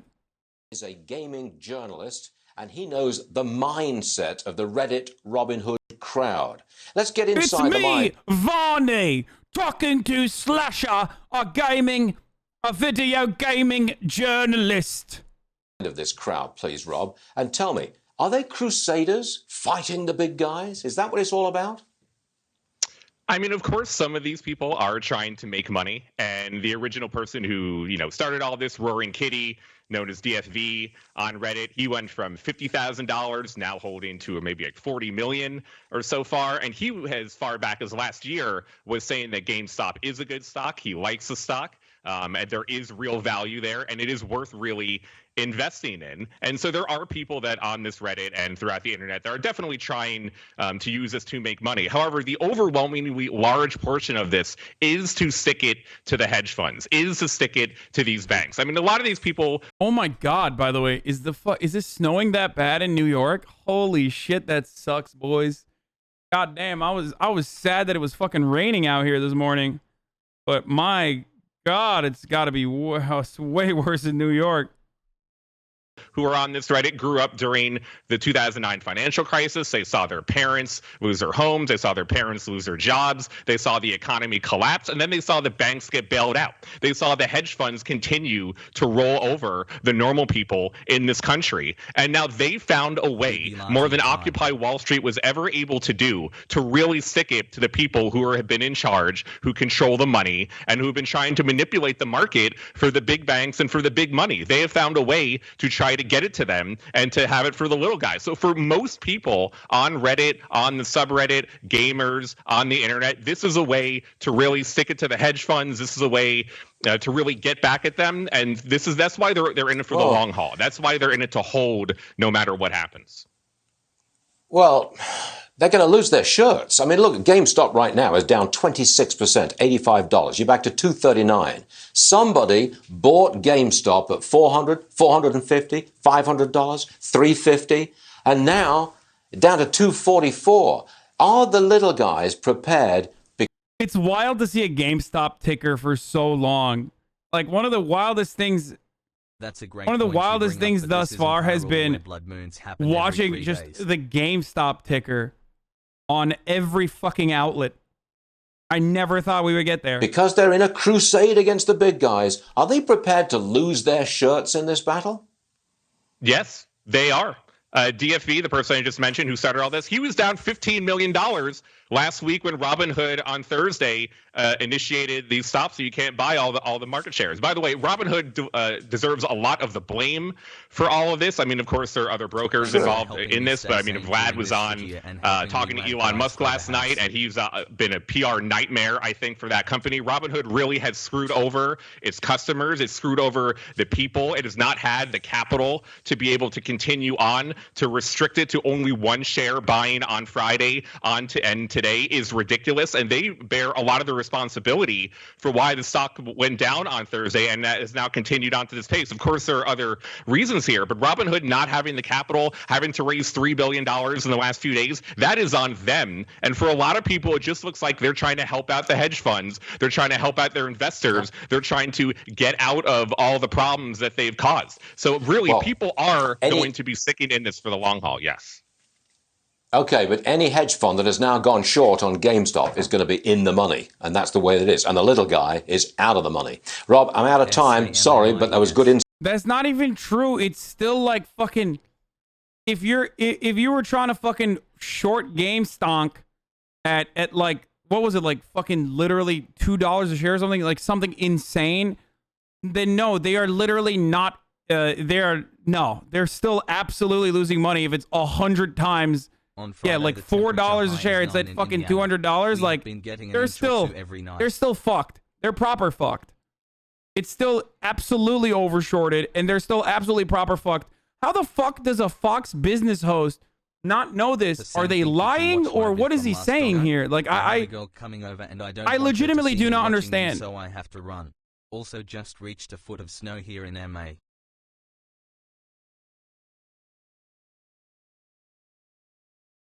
Anything above, like, dude, anything above, it's about, like, how fucked they are. Are they, like, fucked beyond saving, or are they...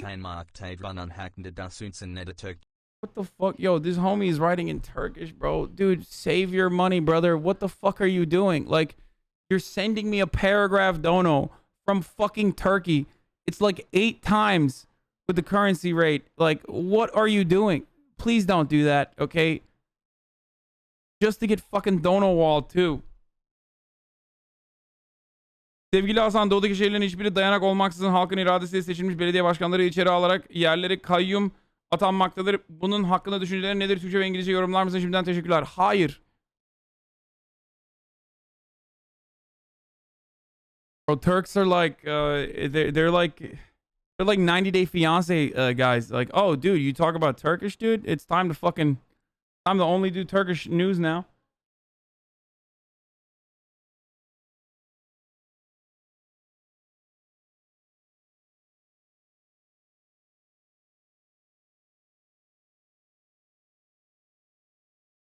Anyway. Why is Slash talking about Robin Hood? I mean, so was friend of the show Taylor. Also talking about Robin Hood on the Daily this morning. And I think she did a pretty good job. And now it's going to be a fucking movie, too. React to the Badlands Chug instead? No, I'm not going to do that. Oh, so here's what I wanted to show you. The last news item that I wanted to talk to you about. Like, I don't know if this is like trigger warning or not, but I can't tell you. Here's the Rochester Police Union chief defending the pepper spraying of a 9-year-old girl with a fucking thin blue line flag behind them. So I'm going to give you like some of the info here real quick.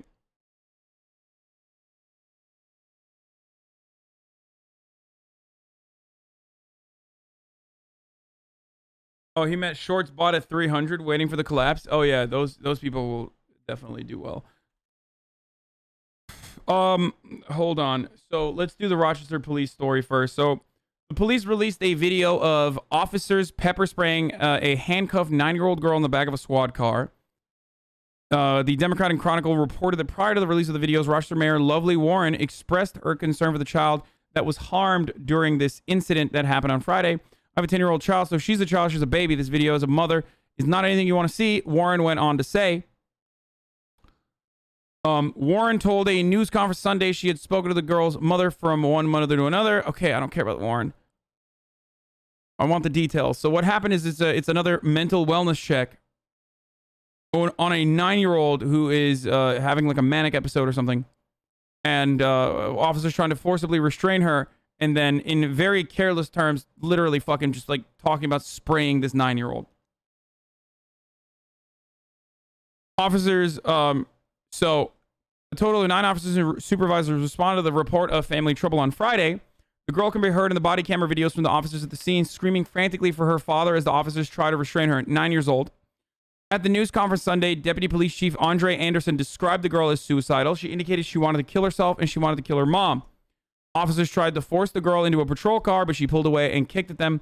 In a statement Saturday, the police department said this action required an officer to take the girl down to the ground. Then the department said for the minor's safety and at the request of the custodial parent on scene, the child was handcuffed and put in the back of a police car as they waited for an ambulance to arrive. Police said the girl disobeyed commands to put her feet in the car. An officer was then required to spray an irritant in the handcuffed girl's face, the department said on Saturday. They were, listen, you don't understand. They were required to do it. Okay? They were required to pepper spray a fucking 9-year-old.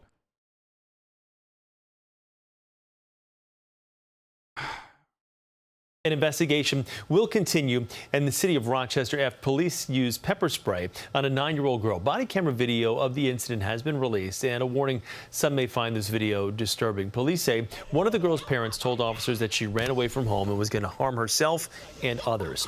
When officers encountered her, they say she became agitated and started kicking them, and that's when they took her to the ground and eventually handcuffed her in a patrol car. When the girl refused to listen to commands, police say they used an irritant on her. And this happened Friday. The girl has since been released to her family. And that's where we're going to begin. And you can see the video. In the video, they're literally like, just fucking spray her. Just fucking spray her. Just pepper spray her. Just spray her. 9 years old. 9 fucking years old, dude. And 9 officers were on the scene. Incredible. Here's what the Rochester Police Union chief said, defending the pepper spraying of the 9-year-old girl. Anything about it. He came to the scene shortly thereafter. They were trying to get her into the car and made a decision. He made a decision there that he thought was the best action to take. You know, it resulted in her no injury to her. Had they had to go and push further and use more force, there's a good chance she could have been hurt worse. I mean, it's literally like, you know, we could have killed her and we didn't. So congratulations to us. I mean, we just used pepper spray. I don't understand why people are booing me. Why are you booing me? I just said, you know, we could have killed the 9-year-old with our regular police practices, but we instead chose to do the humane thing, which is pepper spray her. I'm so confused. Why are people booing me? That's literally how fucking out of touch these guys are. It's very, very difficult to get somebody into the back of a police car like that. And she's 9 years old. Imagine what happens when we have a full-grown individual that we're dealing with. You talk about the psychological impact on the officers, but what about the psychological impact on the 9-year-old girl who had to deal with this traumatic situation? How about the traumatic situations that she's been dealing with? Did you listen to the words that her mother was saying to her? That's what's sad. That's what's disturbing. That's what officers go home and say, how does that girl have a chance in life? What's that? Well, that's why they were doing the humane thing by putting her down. Or, well, rather, they didn't do the putting her down thing. They just pepper sprayed her. But, like, pretty fucking tight, dude. Pretty tight fucking take here. What about the officers' feelings? How sad could they have felt when they fucking pepper sprayed this 9-year-old, you know? Sad officers supposed you know, these poor officers, they see this horrible, horrible situation where they watch other police officers pepper spray little girls. You know, that's PTSD, brother. to do. What can they do? You know what? Understand how we respond to situations. Let me go from a man with a gun call, to a traffic accident, to a family disturbance. Okay, well, maybe we should defund the police department and, you know, have actual fucking social workers deal with those sorts of conflicts, huh? That's crazy. I don't know. Yeah, he's right. They are stretched too thin, far too thin. Another way to ensure that, you know, cops aren't so fucking mentally traumatized by pepper spraying kids is make sure that they don't have to deal with that. And also, let's take their fucking guns away in general, too. You know, you can fund other aspects. You know, if you want to fund police training, take some of these goddamn guns away. You don't have to have a fucking weapon when you're doing a traffic stop. You don't have to send 9 cops to a 9-year-old domestic disturbance call or like a wellness check on a fucking 9-year-old. Also, if you can't fucking de-escalate a situation where a 9-year-old is having a manic episode or something, like, what the fuck are you doing? The question should be asked to these officers, including this fucking this head pig over here, head hog, the head honcho. If you can't restrain a 9-year-old without fucking tasing or you know, pepper spraying them, how the fuck are you gonna restrain anybody? How are you supposed to protect and serve, bitch? The only thing you're protecting is the fucking donuts at the station from all these other people that are gonna get the donuts. What the fuck are you protecting and serving if you literally can't deal with a fucking 9-year-old without pepper spraying her? And your answer to this is, well, at least we didn't fucking execute her. Cool. Tight. Great. Awesome. Good stuff. To another incident. After this, those officers probably had to go on to several other calls that night. You know, these emotionally traumatized officers, after fresh off of the pepper spray that they fucking, you know, clocked on a 9-year-old girl, they had to go and do other calls too. Nobody ever talks about these officers, man. They have a real tough job over there with that. This doesn't happen in a vacuum. Some of those officers probably didn't get a chance to even discuss it until... Dude, this is awesome. I love this, dude. I love this. What you should be thinking about is the poor police officers who just engaged in this incredibly violent act. The real trauma is not the 9-year-old The real trauma is not with the 9-year-old who's going through a mental breakdown, getting pepper sprayed and fucking slammed into the ground by 9 adults wearing tactical gear. The real trauma is the guys doing that. The real trauma is the guys doing the violent action. Why won't anybody think about the officers? Wow, dude. The biggest bitches on the planet, dude. I swear to God. 17th most deadly profession in the United States of America. And yet #1 on the bitch scale, dude. I swear to God. Literally, just cannot, dude. They cannot. It's like, you know how we talk about fucking conservatives creating like victimhood narratives for themselves with incredible, just incredible creativity? Like their brain juices only flow. Their creative brain juices only work to like make victimhood narratives. Cops, 84% of them voted for Donald Trump. Of course, they're all fucking conservative. Of course, they fucking are very good at finding and portraying themselves as the victim in every situation, including in a circumstance where this motherfucker is defending pepper spraying a 9-year-old girl. Holy shit.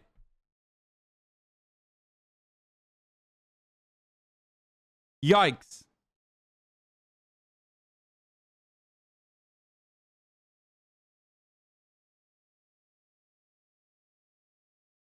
The bingo would have been if he like talked about Tamir Rice, you know what I mean? Well, at least we didn't fucking kill her like they did Tamir Rice. You know?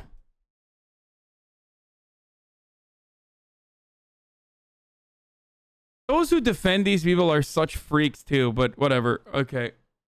You act like it's out of 20 jobs though, lol. Wait, what? So what, dude? Do you fucking hear pizza delivery drivers crying like little fucking babies? Or those who deliver vending machines? Or fucking landscapers? If you're a landscaper, are you allowed to cut someone's head off while you're trimming the hedges, dude? And go back to work and be like, well, what about my PTSD? I cut someone's head off. It's the hardest job. It's the most dangerous job. Crab fisherman. Hey guys, I'm a crab fisherman. Just walk into someone's house and murder them and you'll be fine because you're a crab fisherman. Your job is very dangerous. It doesn't fucking work that way.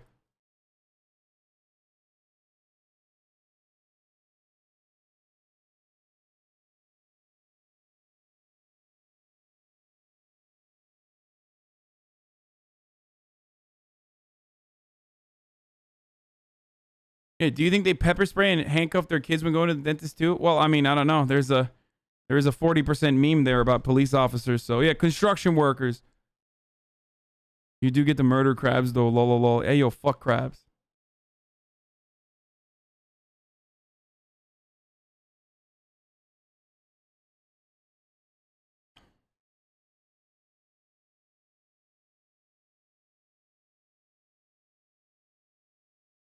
I'm a social worker who walk into situations like these cops do all the time, but we're prohibited from even having pepper spray on us. Yeah, social workers are infinitely braver.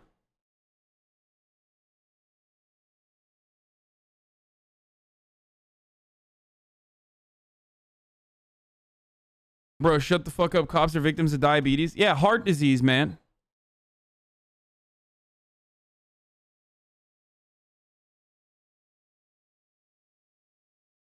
Just assaulted a 9-year-old, but look at this. This is neat. This is absolutely disgusting by police in Ontario, putting black leaders on. Oh, God.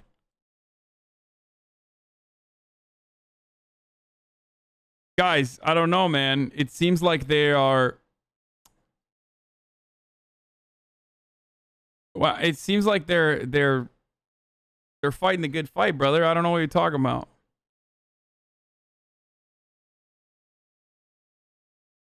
Yeah, problem solved. Racism eliminated. -20 racism, baby. By the way, this is where Durham... shit, I should have mentioned his name. This is literally the fucking... this is literally Durham operations, dude. Durham Regional. Oh, God.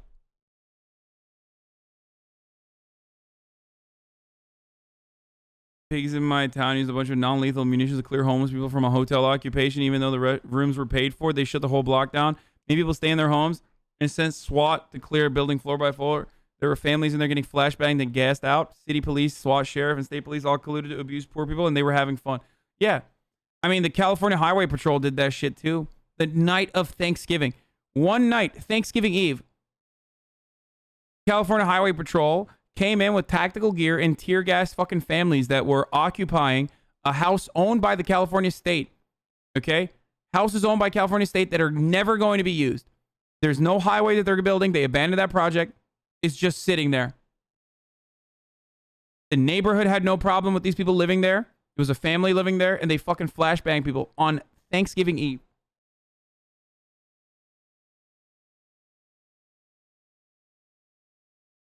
That's why you can be a good person otherwise, but you can't be a good cop, because good cops still have to uphold unjust laws. That is a part of the job.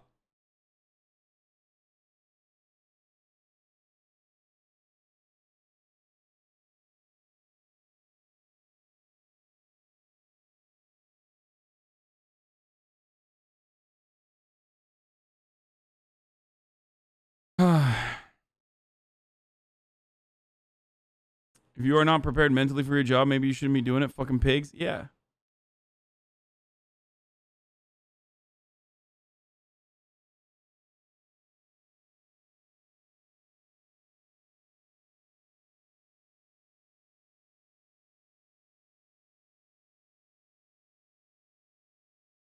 Can you be a good person if you choose to be a cop? Yes, absolutely. I think people, like, there is a line, and for me that line is ICE. You can't be a good person and like be like, I'm gonna join, you know, CBP, Customs Border Patrol, or I'm gonna join ICE. You can't. But you can absolutely think like, oh, I'm doing the right thing. Like, I'm gonna change the institution from within. Or you can literally think like, police are there to protect and serve. There's so much propaganda that people delusionally believe about police officers like doing a good fucking job, and should be doing a good job.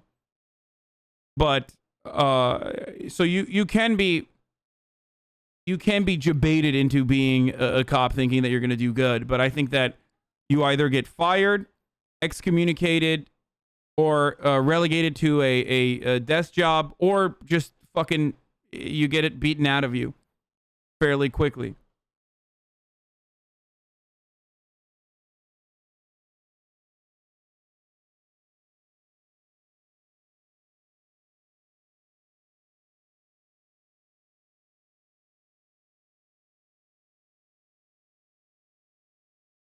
ICE is not like that, though. You're a pure piece of shit if you're working for ICE. Like, sorry. Straight the fuck up. You're just a garbage, horrible person. You are literally the fucking Gestapo. And this is, you know, Nazi Germany. Straight up. Straight up. There's nothing going on there that is like for the betterment of society. You can keep telling yourself that, like, you know, raiding fucking immigrant havens where like 11 immigrants are fucking living on top of one another to go work for like $3 an hour at the fucking auto mechanic. But you can keep telling yourself that you're like, you know, kicking out the violent MS-13 gang members and shit, but like, you're not. You're a piece of shit. You're totally a piece of shit.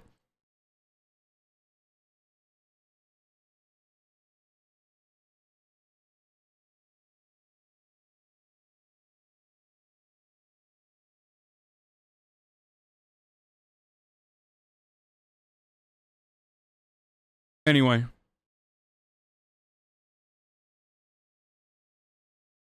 Nice groups that only focus on sex traffickers. Yo, that's crazy, dude. Yo, that's crazy. I totally forgot that, like, you know, before 9/11 and before the formation of the Department of Homeland Security, people literally made it legal to sex traffic children. It was so sick. It was so sick when, like, fucking sex trafficking kids was totally legal before ICE. There was no other fucking agency that dealt with that. Meanwhile, you know who's fucking trafficking children? Literally ICE, motherfucker. What are you, fighting fire with fire? Dude, you don't understand. ICE, they're the white hat pedophiles, okay? When they fucking abuse, when they sexually abuse the prisoners that they have literally locked away for the crime of being born on the other side of a fucking imaginary line, they're doing it for good, for the betterment of society. Thank you. What an incredible thing that ICE is doing. The white hat pedophiles at ICE. You know, they have to personally fucking sexually harass and abuse children and women and men in their custody so that criminals don't do it. You know what I mean? That's how it works. Thank you. Yeah, just like America are the fucking white hat terrorists. You know, they're doing the terror so that terrorists don't do the terror irresponsibly.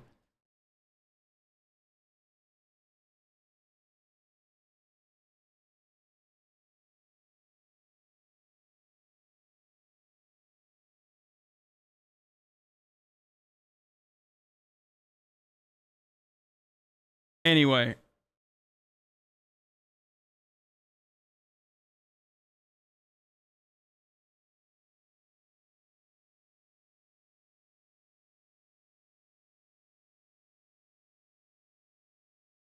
I have to say that 10 years ago, there were some decent people in Border Patrol who were mostly practicing search and rescue and literally saving the lives of migrants who got lost in dangerous parts of the desert. Maybe not so much anymore. Yeah. Now they literally dump out water and apprehend people who are giving refuge to migrants that are crossing over 120 fucking degree deserts. So I don't know what the fuck or at what point they were doing search and rescue missions, but now definitely the opposite. Okay. And by the way, look that up. It's literally illegal, okay? Or, well, it wasn't illegal. I think that case got thrown out. But like, they arrested a dude. They arrested a fucking dude for offering food and shelter and water to migrants that had crossed the desert. They're caught on camera fucking dumping out water left by others in the middle of the desert so people don't die.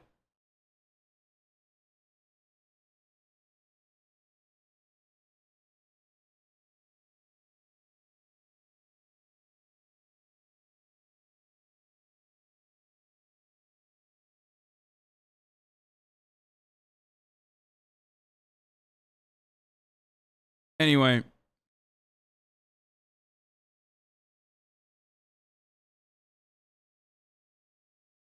They do cross legally. It's called being a refugee. Yeah, the funniest part is like people saying like, well, why don't you just cross legally, forehead? Yeah, dude. If you're literally about to get gang raped, why don't you wait 35 years for the paperwork to come in that will never come in? Like, I don't understand this. The profound point of privilege to be able to fucking say some stupid shit like this as though motherfuckers that are crossing 100 degrees in the desert, like literally putting their fucking last resources together and like paying off some fucking jackal who might even fucking end up killing them, okay, and leaving their corpse in the middle of the goddamn desert, like literally on a gamble, on a last second gamble to come to the United States of America, are doing it just for funsies, or rather, my favorite conservative conspiracy theory, they're doing it to destroy American sovereignty by implementing Mexican values in America. It's so great to live in such a, or did I say jackal? Coyote. Fucking whatever. They are jackals though. Yeah, this notion that like American sovereignty is something that needs to be eradicated, and that's what the Mexican migrant is thinking of, dude. To implement Mexican Sharia. So fucking stupid. You gotta be real delusional, brother, to think that.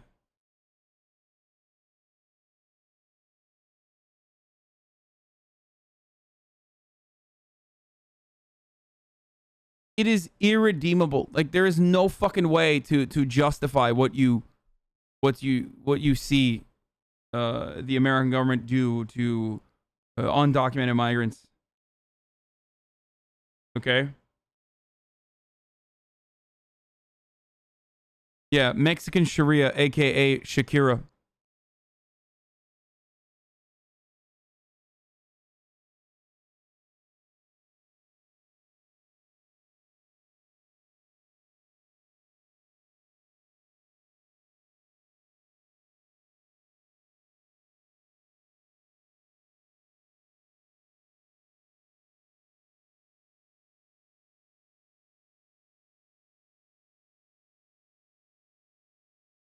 Anyway.